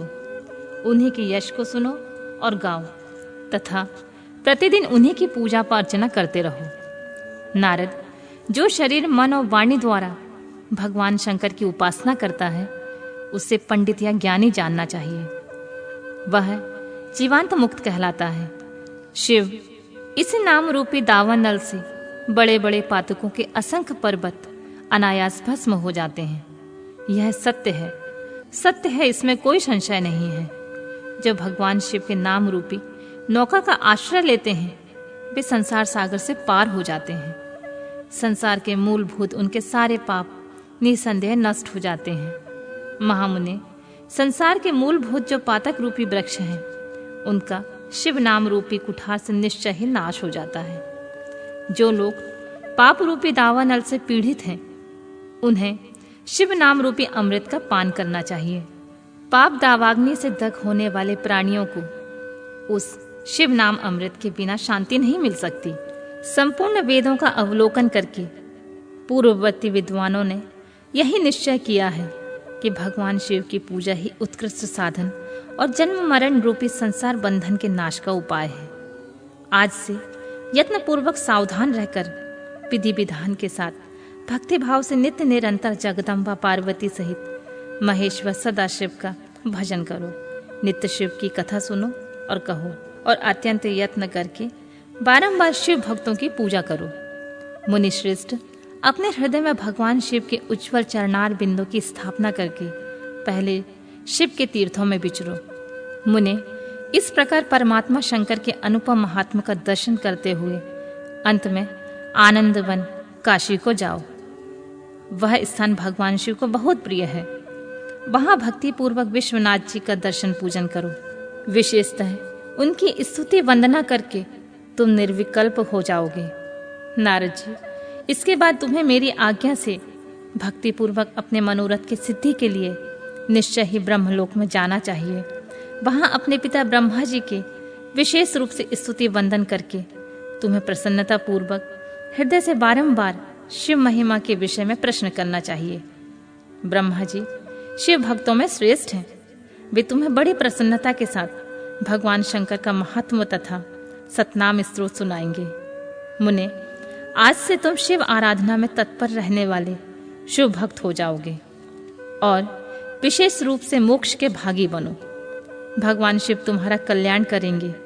इस प्रकार प्रसन्न चित्त हुए भगवान विष्णु नारद मुनि को प्रेम पूर्वक उपदेश देकर श्री शिव का स्मरण, वंदन और स्तवन करके वहां से अंतर्ध्यान हो गए। सूत जी कहते हैं, महर्षियों, भगवान श्री हरि के अंतर्ध्यान हो जाने पर मुनि श्रेष्ठ नारद शिवलिंगों का भक्ति पूर्वक दर्शन करते हुए पृथ्वी पर विचरने लगे। ब्राह्मणों, भूमंडल पर घूम फिरकर उन्होंने भोग और मोक्ष देने वाले बहुत से शिवलिंगों का प्रेम पूर्वक दर्शन किया। दिव्यदर्शी नारद जी भूतल के तीर्थों में विचर रहे हैं। इस समय उनका चित्त शुद्ध है। यह जानकर वे दोनों शिवगण उनके पास गए और वे उनके दिए हुए शाप से उद्धार होने की इच्छा रखकर वहां गए थे। उन्होंने आदर पूर्वक मुनि के दोनों पैर पकड़ लिए और मस्तक झुकाकर भली भांति प्रणाम करके शीघ्र इस प्रकार कहा, ब्राह्मण, हम दोनों शिव के गण हैं। मुने, हमने ही आपका अपराध किया है। राजकुमारी श्रीमती के स्वयंवर में आपका चित्त माया से मोहित हो रहा था। उस समय परमेश्वर की प्रेरणा से आपने हम दोनों को श्राप दे दिया। वहां कुछ समय जानकर हमने चुप रह जाना ही अपना जीवन रक्षा का उपाय समझा। इसमें किसी का दोष नहीं है। हमें अपने कर्म का फल प्राप्त हुआ। प्रभु, आप प्रसन्न हो जाइए और हम दोनों पर अनुग्रह कीजिए। नारद जी ने कहा, आप दोनों महादेव जी के गण हैं और सत्पुरुषों के लिए परम सम्मानीय हैं। अतः मेरे मोह रहित तथा सुखदायक यथार्थ वचनों को सुनिए। पहले निश्चित ही मेरी बुद्धि भ्रष्ट हो गई थी, बिगड़ गई थी और मैं सर्वथा मोह के वशीभूत हो गया था। इसलिए आप दोनों को मैंने श्राप दे दिया था। शिवगणों, मैंने जो कुछ कहा है वह वैसा ही होगा। तथापि मेरी बात सुनिए। मैं आपके लिए शापोद्धार की बात बता रहा हूँ। आप लोग आज मेरे अपराध को क्षमा कर दें। मुनिवर, विश्रवा के वीर से जन्म ग्रहण करके आप संपूर्ण दिशाओं में प्रसिद्ध कुंभकर्ण रावण राक्षस राज का पद प्राप्त करेंगे और बलवान वैभव से युक्त तथा परम प्रतापी होंगे। समस्त ब्राह्मण के राजा होकर शिव भक्त एवं जितेंद्रिय होंगे और शिव के दूसरे ही स्वरूप श्री विष्णु के हाथों मृत्यु पाकर फिर अपने पद पर प्रतिष्ठित हो जाएंगे। सूत जी कहते हैं, महर्षियों, महात्मा नारद मुनि की यह बात सुनकर वे दोनों शिवगण प्रसन्न और सानंद से अपने स्थान को लौट गए। श्री नारद जी के अत्यंत आनंदित हो अनंत भाव से भगवान शिव का ध्यान तथा शिव तीर्थों का दर्शन करते हुए बार बार भूमंडल में विचरने लगे। अंत में वे सबके ऊपर विराजमान शिव प्रिया काशीपुरी में गए, जो शिव स्वरूपनी एवं शिव को सुख देने वाली है। काशीपुरी का दर्शन करके नारद जी कृतार्थ हो गए। उन्होंने भगवान काशीनाथ का दर्शन किया और परम प्रेम तथा परमानंद से युक्त होकर उनकी पूजा की। काशी का सानंद सेवन करके वे मुनि श्रेष्ठ कृतार्था का अनुभव करने लगे और प्रेम से बेहाल होकर उनका नमन वर्णन तथा स्मरण करते हुए ब्रह्मलोक को गए। निरंतर शिव का स्मरण करने से उनकी बुद्धि शुद्ध हो गई। वहां पहुंचकर शिव तत्व का विशेष रूप से ज्ञान प्राप्त करने की इच्छा से नारद जी ने ब्रह्मा जी को भक्ति पूर्वक नमस्कार किया और नाना प्रकार के स्तोत्रों द्वारा उनकी स्तुति करके उनसे शिव तत्व के विषय में पूछा। उस समय नारद जी का हृदय भगवान शंकर के प्रति भक्ति भावना से परिपूर्ण था। नारद जी बोले, ब्राह्मण, पर ब्रह्म परमात्मा के स्वरूप को जानने वाले पितामह जगत प्रभु, आपके कृपा प्रसाद से मैंने भगवान विष्णु के उत्तम महात्म का पूर्णतः ज्ञान प्राप्त किया। भक्ति मार्ग, ज्ञान मार्ग, अत्यंत दुस्तर तपो मार्ग, दान मार्ग तथा तीर्थ मार्ग का भी वर्णन सुना, परंतु शिव तत्व का ज्ञान मुझे अभी तक नहीं हुआ है। मैं भगवान शंकर की पूजा विधि को भी नहीं जानता हूँ। अतः प्रभु, आप क्रमशः इन विषयों को तथा भगवान शिव के विभिन्न चरित्रों को, उनके स्वरूप तत्व, प्राकट्य, विवाह, गाहस्थ धर्म सब मुझे बताइए। निष्पाप पितामह, ये सब बातें तथा और भी जो आवश्यक बातें हों उन सब का आपको वर्णन करना चाहिए। प्रजानाथ, शिव और शिवा के आर्वी भाव एवं विवाह का प्रसंग विशेष रूप से कहिए तथा कार्तिकेय के जन्म की कथा भी मुझे सुनाइए। प्रभु, पहले बहुत से लोगों से मैंने ये कथा सुनी, परंतु तृप्त नहीं हो सका, इसलिए आपकी शरण में आया हूँ। आप मुझ पर कृपा कीजिए। अपने पुत्र नारद की यह बात सुनकर लोक पितामह ब्रह्मा वहां से इस प्रकार बोले, ब्राह्मण, देव शिरोमणि, तुम सदा समस्त जगत के उपकार में लगे रहते हो। तुमने लोगों के हित की कामना से बहुत उत्तम बात पूछी है, जिसके सुनने से संपूर्ण लोगों के समस्त पापों का क्षय हो जाता है। उस अनामय शिव तत्व का मैं तुमसे वर्णन करता हूँ।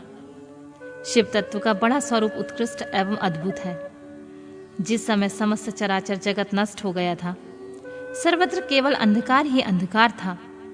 न सूर्य दिखाई देते थे, न चंद्रमा, अन्य ग्रहों और नक्षत्रों का भी पता नहीं था। न दिन होता था न रात। अग्नि, पृथ्वी, वायु और जल की सत्ता भी नहीं थी। प्रधान तत्व से रहित सूना आकाश मात्र शेष था। दूसरे किसी तेज की उपलब्धि नहीं होती थी। अदृष्ट आदि का भी अस्तित्व नहीं था। शब्द और स्पर्श भी साथ छोड़ चुके थे। गंध और रूप की भी अभिव्यक्ति नहीं होती थी। रस का भी अभाव हो गया था। दिशाओं का भी भान नहीं होता था। इस प्रकार सब और निरंतर सूची मेद और घोर अंधकार फैला हुआ था। उस समय तत्व सद ब्रह्मा, इसी श्रुति में जो सत सुना जाता है, एकमात्र वही शेष था। जब यह, वह, ऐसा, जो इत्यादि रूप से निर्दिष्ट होने वाला भावात्मक जगत नहीं था, उसी समय एकमात्र सत ही शेष था, जिसे योगी जन अपने हृदय आकाश के भीतर निरंतर देखते हैं। वह सब तत्व मन का विषय नहीं है। वाणी की भी वहां तक कभी पहुंच नहीं होती। वह नाम तथा रूप रंग से भी शून्य है। वह न स्थूल है, न कृश है, न हस्व है, न दीर्घ है तथा न लघु, न गुरु। उनमें ना कभी वृद्धि नहीं होती, न हास्य। श्रुति भी उसके विषय में चकित भाव से है। इतना ही कहती है, अर्थात उसके सत्ता मात्र का ही निरूपण कर पाती है। उसका कोई विशेष विवरण देने में असमर्थ हो जाती है।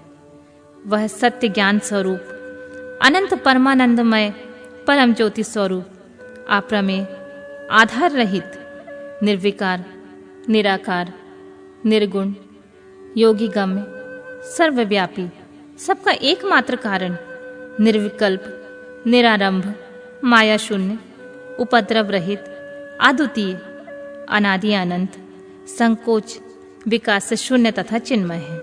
जिस परब्रह्मा के विषय में ज्ञान और अज्ञान से पूर्ण उक्तियां द्वारा इस प्रकार विकल्प किए जाते हैं, उसने कुछ काल के बाद द्वितीय की इच्छा प्रकट की। उसके भीतर एक से अनेक होने का संकल्प उदित हुआ।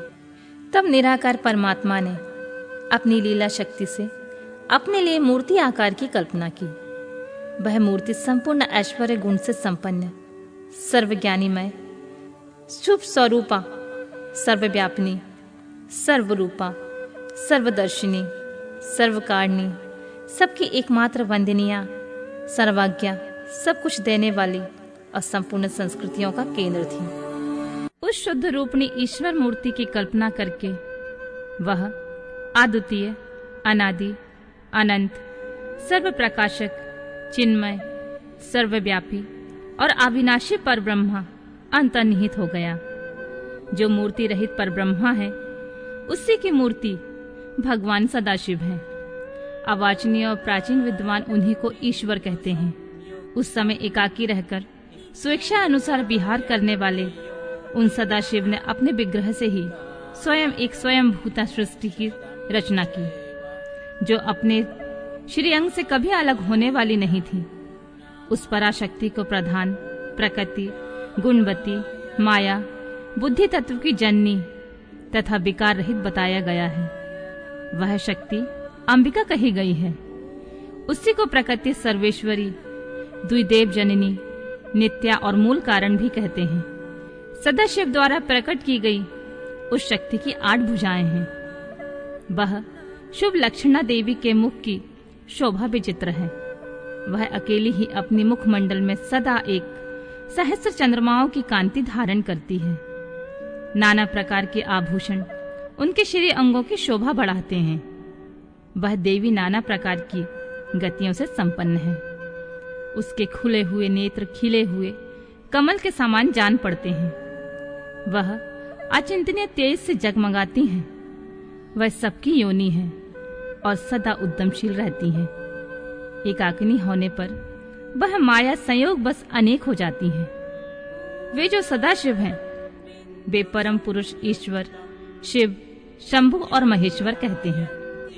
वे अपने मस्तक पर आकाश गंगा को धारण करते हैं। उनके भाल देश में चंद्रमा शोभा पाते हैं। उनके 5 मुख हैं और प्रत्येक मुख में 3-3 नेत्र हैं। उनका चित्त सदा प्रसन्न रहता है। वे 10 भुजाओं से युक्त और त्रिशूलधारी हैं। उनके श्री अंगों की प्रभा कपूर के समान श्वेत गौर है। वे सारे शरीर में अंगों में भस्म रमाए रहते हैं। उन काल रूपी ब्रह्मा एक समय ही शक्ति के नाथ शिवलोक नामक क्षेत्र का निर्माण किया था। उस उत्तम क्षेत्र को काशी कहते हैं। वह परम निर्माण या मोक्ष का स्थान है, जो सबके ऊपर विराजमान है। वे प्रिया, प्रियतम रूप, शक्ति और शिव, जो परमानंद स्वरूप हैं, उस मनोरम क्षेत्र में नित्य निवास करते हैं। काशीपुरी परमानंद स्वरूपणी है। मुने, शिव और शिवा ने प्रलय काल में भी कभी उस क्षेत्र को अपने सानिध्य से मुक्त नहीं किया है। इसलिए विद्वान पुरुष उसे अविमुक्त क्षेत्र के नाम से जानते हैं। वह क्षेत्र आनंद का हेतु है। इसलिए पिनाकधारी शिव ने उसका नाम आनंद वन रखा है। उसके बाद वह अविमुक्त के नाम से भी प्रसिद्ध हुआ। देवर्षि एक समय उस आनंद वन में रमण करते हुए शिवा और शिव के मन में यह इच्छा हुई कि किसी दूसरे पुरुष की भी सृष्टि करनी चाहिए, जिस पर यह सृष्टि संचालन का महान भार रखकर हम दोनों केवल काशी में रहकर इच्छा अनुसार विचरें और निर्वाण धारण करें। वही पुरुष हमारे अनुग्रह से सबके सृष्टि करे, पालन करे और वही अंत में सबका संहार भी करे। यह चित्त एक समुद्र के समान है।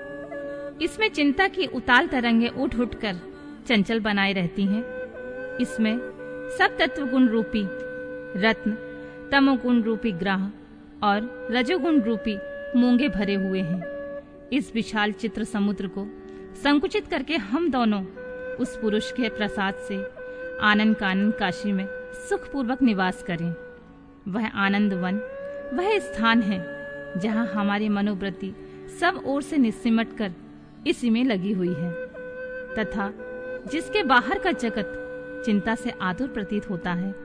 ऐसा निश्चय ही शक्ति सहित सर्वव्यापी परमेश्वर शिव ने अपने वाम भाग से 10वें अंग पर अमृत मल लिया।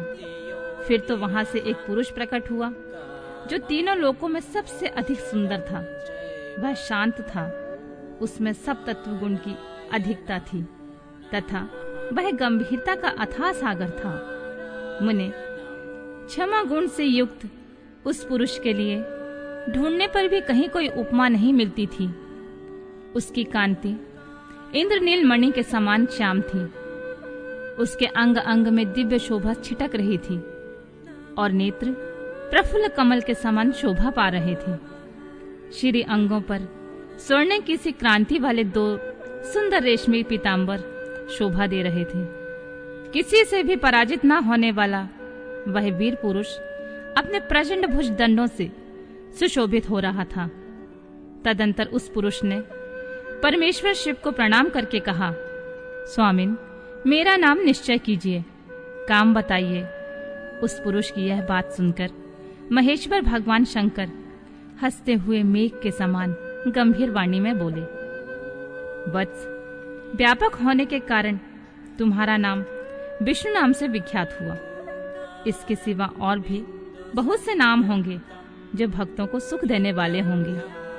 तुम सुस्थित उत्तम तप करो, क्योंकि वही समस्त कार्यों का साधन है। ऐसा कहकर भगवान शिव ने श्रास मार्ग से श्री विष्णु को वेदों का ज्ञान प्रदान किया। तदंतर अपनी महिमा से कभी च्युत न होने वाले श्री हरि भगवान शिव को प्रणाम करके भारी तपस्या करने लगे और शक्ति सहित परमेश्वर शिव भी पार्षद गणों के साथ वहां से आदृश्य हो गए। भगवान विष्णु ने दुधीर काल तक बड़ी कठोर तपस्या की। तपस्या के परिश्रम से युक्त भगवान विष्णु के अंगों से नाना प्रकार की जल धाराएं निकलने लगी। यह सब भगवान शिव की माया से ही संभव हुआ। महामुने, उस जल से सारा आकाश व्याप्त हो गया और ब्रह्मरूप जल अपने स्पर्श पात्र से सब पापों को नाश करने वाला सिद्ध हुआ। उस समय थके हुए परम पुरुष विष्णु ने स्वयं उस जल में शयन किया। वह दीर्घ काल तक बड़ी प्रसन्नता के साथ उसमें रहे। नार अर्थात जल में शयन करने के कारण ही उनका नारायण यह श्रुति सम्मत नाम प्रसिद्ध हुआ। उस समय उन परम पुरुष नारायण के सिवा कोई दूसरी प्राकृत वस्तु नहीं थी। उसके बाद ही उन परमात्मा महात्मा नारायण देव ने यथासंभव सभी तत्व प्रकट हुए। महामते, विद्वान, मैं उन तत्वों की उत्पत्ति का प्रकार बता रहा हूँ। सुनो। प्रकृति से महत्व प्रकट हुआ। महत्व से 3 गुण। इन गुणों के भेद से ही त्रिविध अहंकार की उत्पत्ति हुई। अहंकार से 5 तन्मात्राएं हुई और उन तन्मात्राओं से 5 भूत प्रकट हुए। उसी समय ज्ञानेंद्रियों और कर्मेंद्रियों का भी प्रादुर्भाव हुआ। मुनिश्रेष्ठ, इस प्रकार मैंने तुम्हें तत्वों की संख्या बताई है। इनमें से पुरुषों को छोड़कर शेष सारे तत्व प्रकृति से प्रकट हुए हैं। इसीलिए सबके सब जड़ हैं। तत्वों की संख्या 24 है। उस समय एकाकार हुए 24 तत्वों को ग्रहण करके वे परम पुरुष नारायण भगवान शिव की इच्छा से ब्रह्मरूप जल में सो गए। 6वां अध्याय संपूर्णम। भगवान विष्णु की नाभि से कमल का प्रादुर्भाव, स्वेच्छावश ब्रह्मा जी का उससे प्रकट होना, कमलनाथ के उद्गम का पता लगाने में असमर्थ ब्रह्मा का तप करना, श्री हरि का उन्हें दर्शन देना, विवादग्रस्त ब्रह्मा विष्णु के बीच अग्नि स्तंभ का प्रकट होना तथा उसके ओर छोर का पता न पाकर उन दोनों का उसे प्रणाम करना। ब्रह्मा जी कहते हैं, देवर्षि, जब नारायण देव जल में शयन करने लगे, उस समय उनकी नाभि से भगवान शंकर के इच्छा बस सहसा एक उत्तम कमल प्रकट हुआ, जो बहुत बड़ा था। उसमें असंख्य नाल दंड थे। उसकी कांति कनेर के फूल के समान पीले रंग की थी और उसकी लंबाई और ऊंचाई भी अनंत योजन थी। वह कमल करोड़ों सूर्यों के समान प्रकाशित हो रहा था। सुंदर होने के साथ ही संपूर्ण तत्वों से भी युक्त था और अनंत अद्भुत परम रमणीय, दर्शन के योग्य तथा सबसे उत्तम था। तत्पश्चात कल्याणकारी परमेश्वर साम्य सदाशिव ने पूर्वव्रत प्रयत्न करके मुझे अपने दाहिने अंग से उत्पन्न किया। मुने, उन महेश्वर ने मुझे तुरंत ही अपनी माया से मोहित करके नारायण देव के नाभि कमल में डाल दिया और लीला पूर्वक मुझे वहां से प्रकट किया। इस प्रकार उस कमल से पुत्र के रूप में मुझ हिरण्यगर्भ का जन्म हुआ। मेरे 4 मुख हुए और शरीर की कांति लाल हुई। मेरे मस्तक त्रिपुंड की रेखाओं से अंकित थे तात। भगवान शिव की माया से मोहित होने के कारण मेरी ज्ञान शक्ति इतनी दुर्बल हो रही थी कि मैंने उस कमल के सिवा किसी दूसरे को अपने शरीर का जनक या पिता नहीं जाना। मैं कौन हूँ, कहाँ से आया हूँ, मेरा क्या कार्य है, मैं किसका पुत्र होकर उत्पन्न हुआ हूँ और किसने इस समय मेरा निर्माण किया है। इस प्रकार संशय में पड़े हुए मेरे मन में यह विचार उत्पन्न हुआ, मैं किस लिए इस मोह में पड़ा हुआ हूँ जिसने मुझे उत्पन्न किया है। उसका पता लगाना तो बहुत सरल है। इस कमल पुष्प का जो पत्रयुक्त नाल है, उसका उद्गम स्थान इस जल के भीतर नीचे की ओर है। जिसने मुझे उत्पन्न किया है वह भी पुरुष वही होगा, इसमें कोई संशय नहीं है। ऐसा निश्चय करके मैंने अपने को कमल से नीचे उतारा।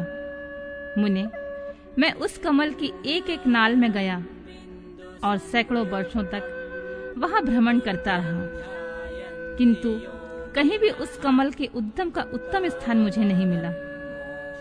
तब मैं पुनः संशय में पड़कर उस कमल पुष्प पर जाने को उत्सुक हुआ और नाल के मार्ग से उस कमल पर चढ़ने लगा।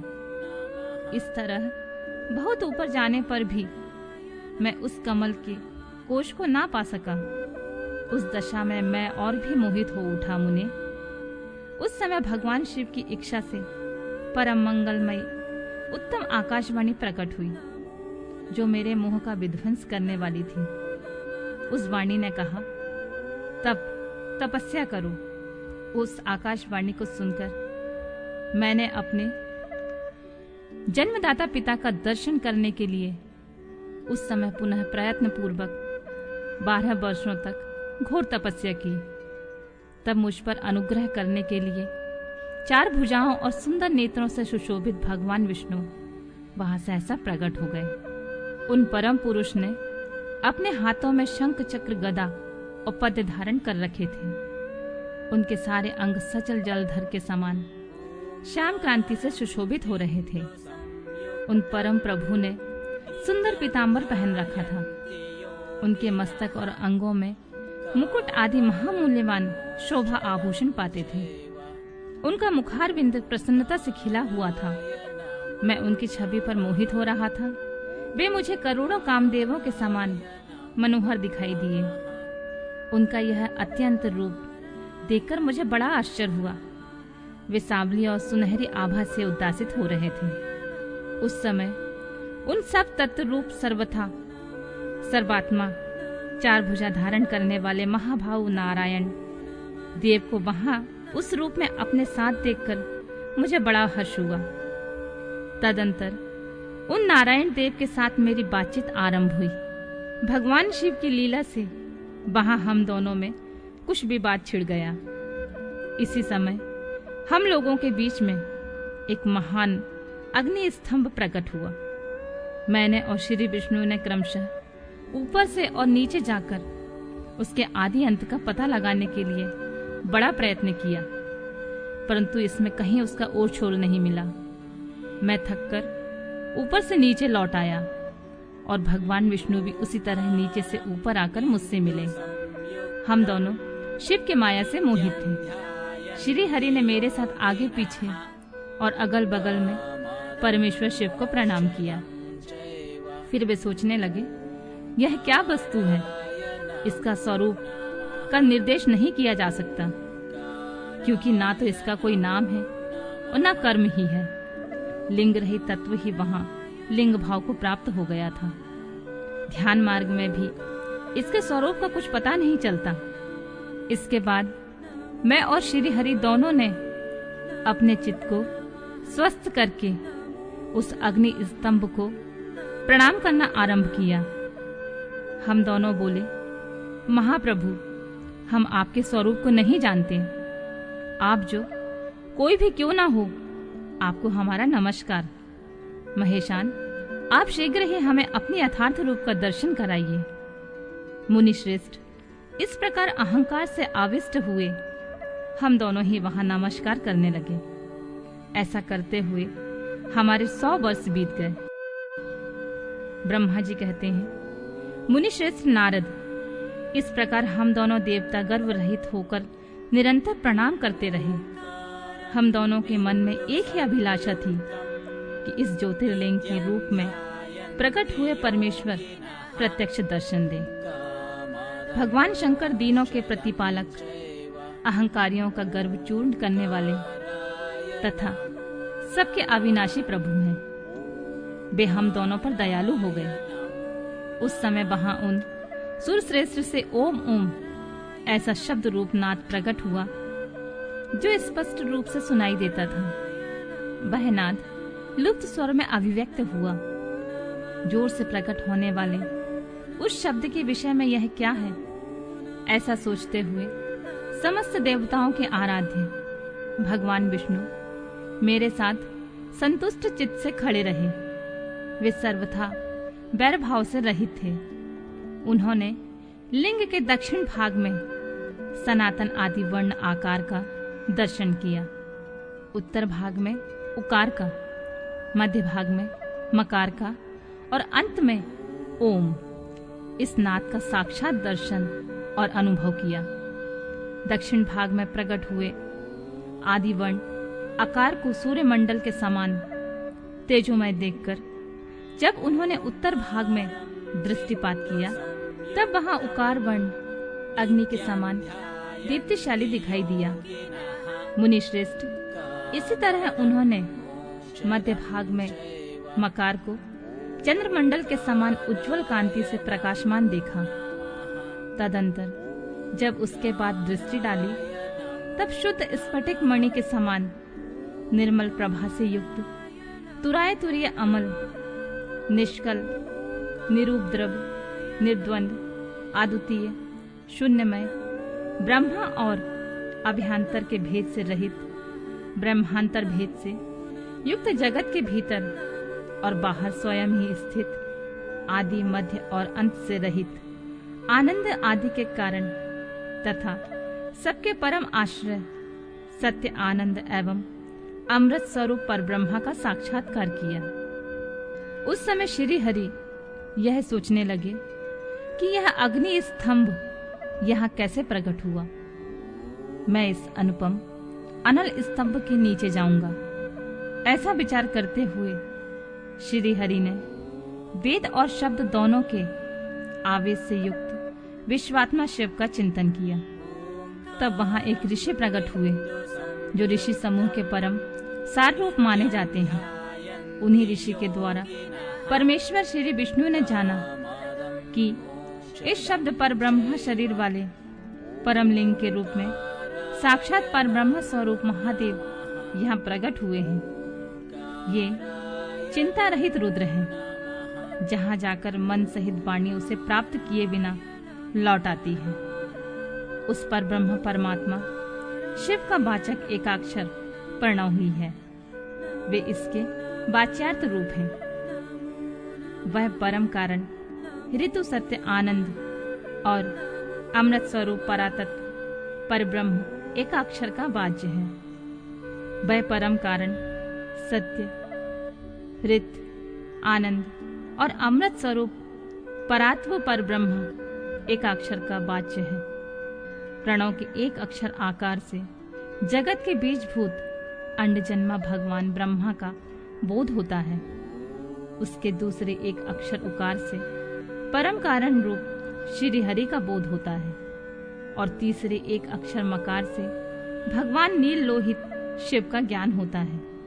अकार सृष्टि करता है, उकार मोह में डालने वाला है और मकार नित्य अनुग्रह करने वाला है। मकार बोध सर्वव्यापी शिव बीजी बीज मात्र के स्वामी है और अकार संज्ञक मुझे ब्रह्मा को बीज कहते हैं।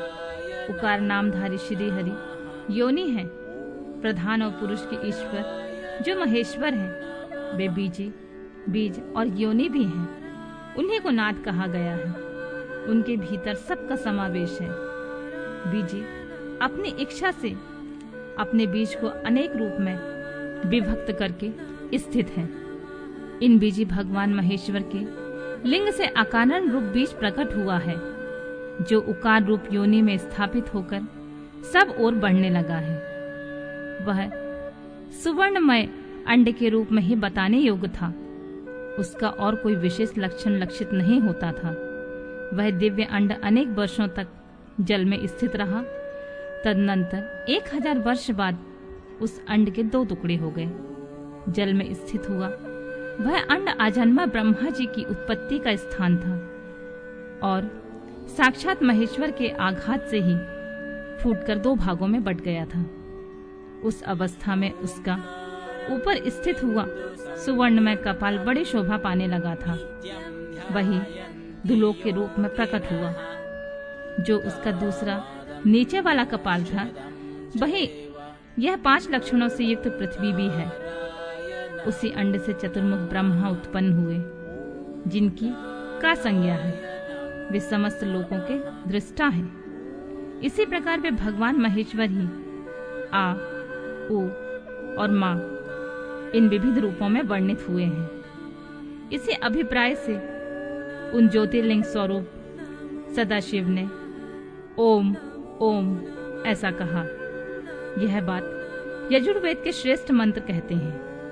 यजुर्वेदों के श्रेष्ठ मंत्रों का यह कथन सुनकर ऋचाओं और साम मंत्रों ने हमसे आदर पूर्वक कहा, हे हरि, हे ब्राह्मण, यह बात ऐसी ही है।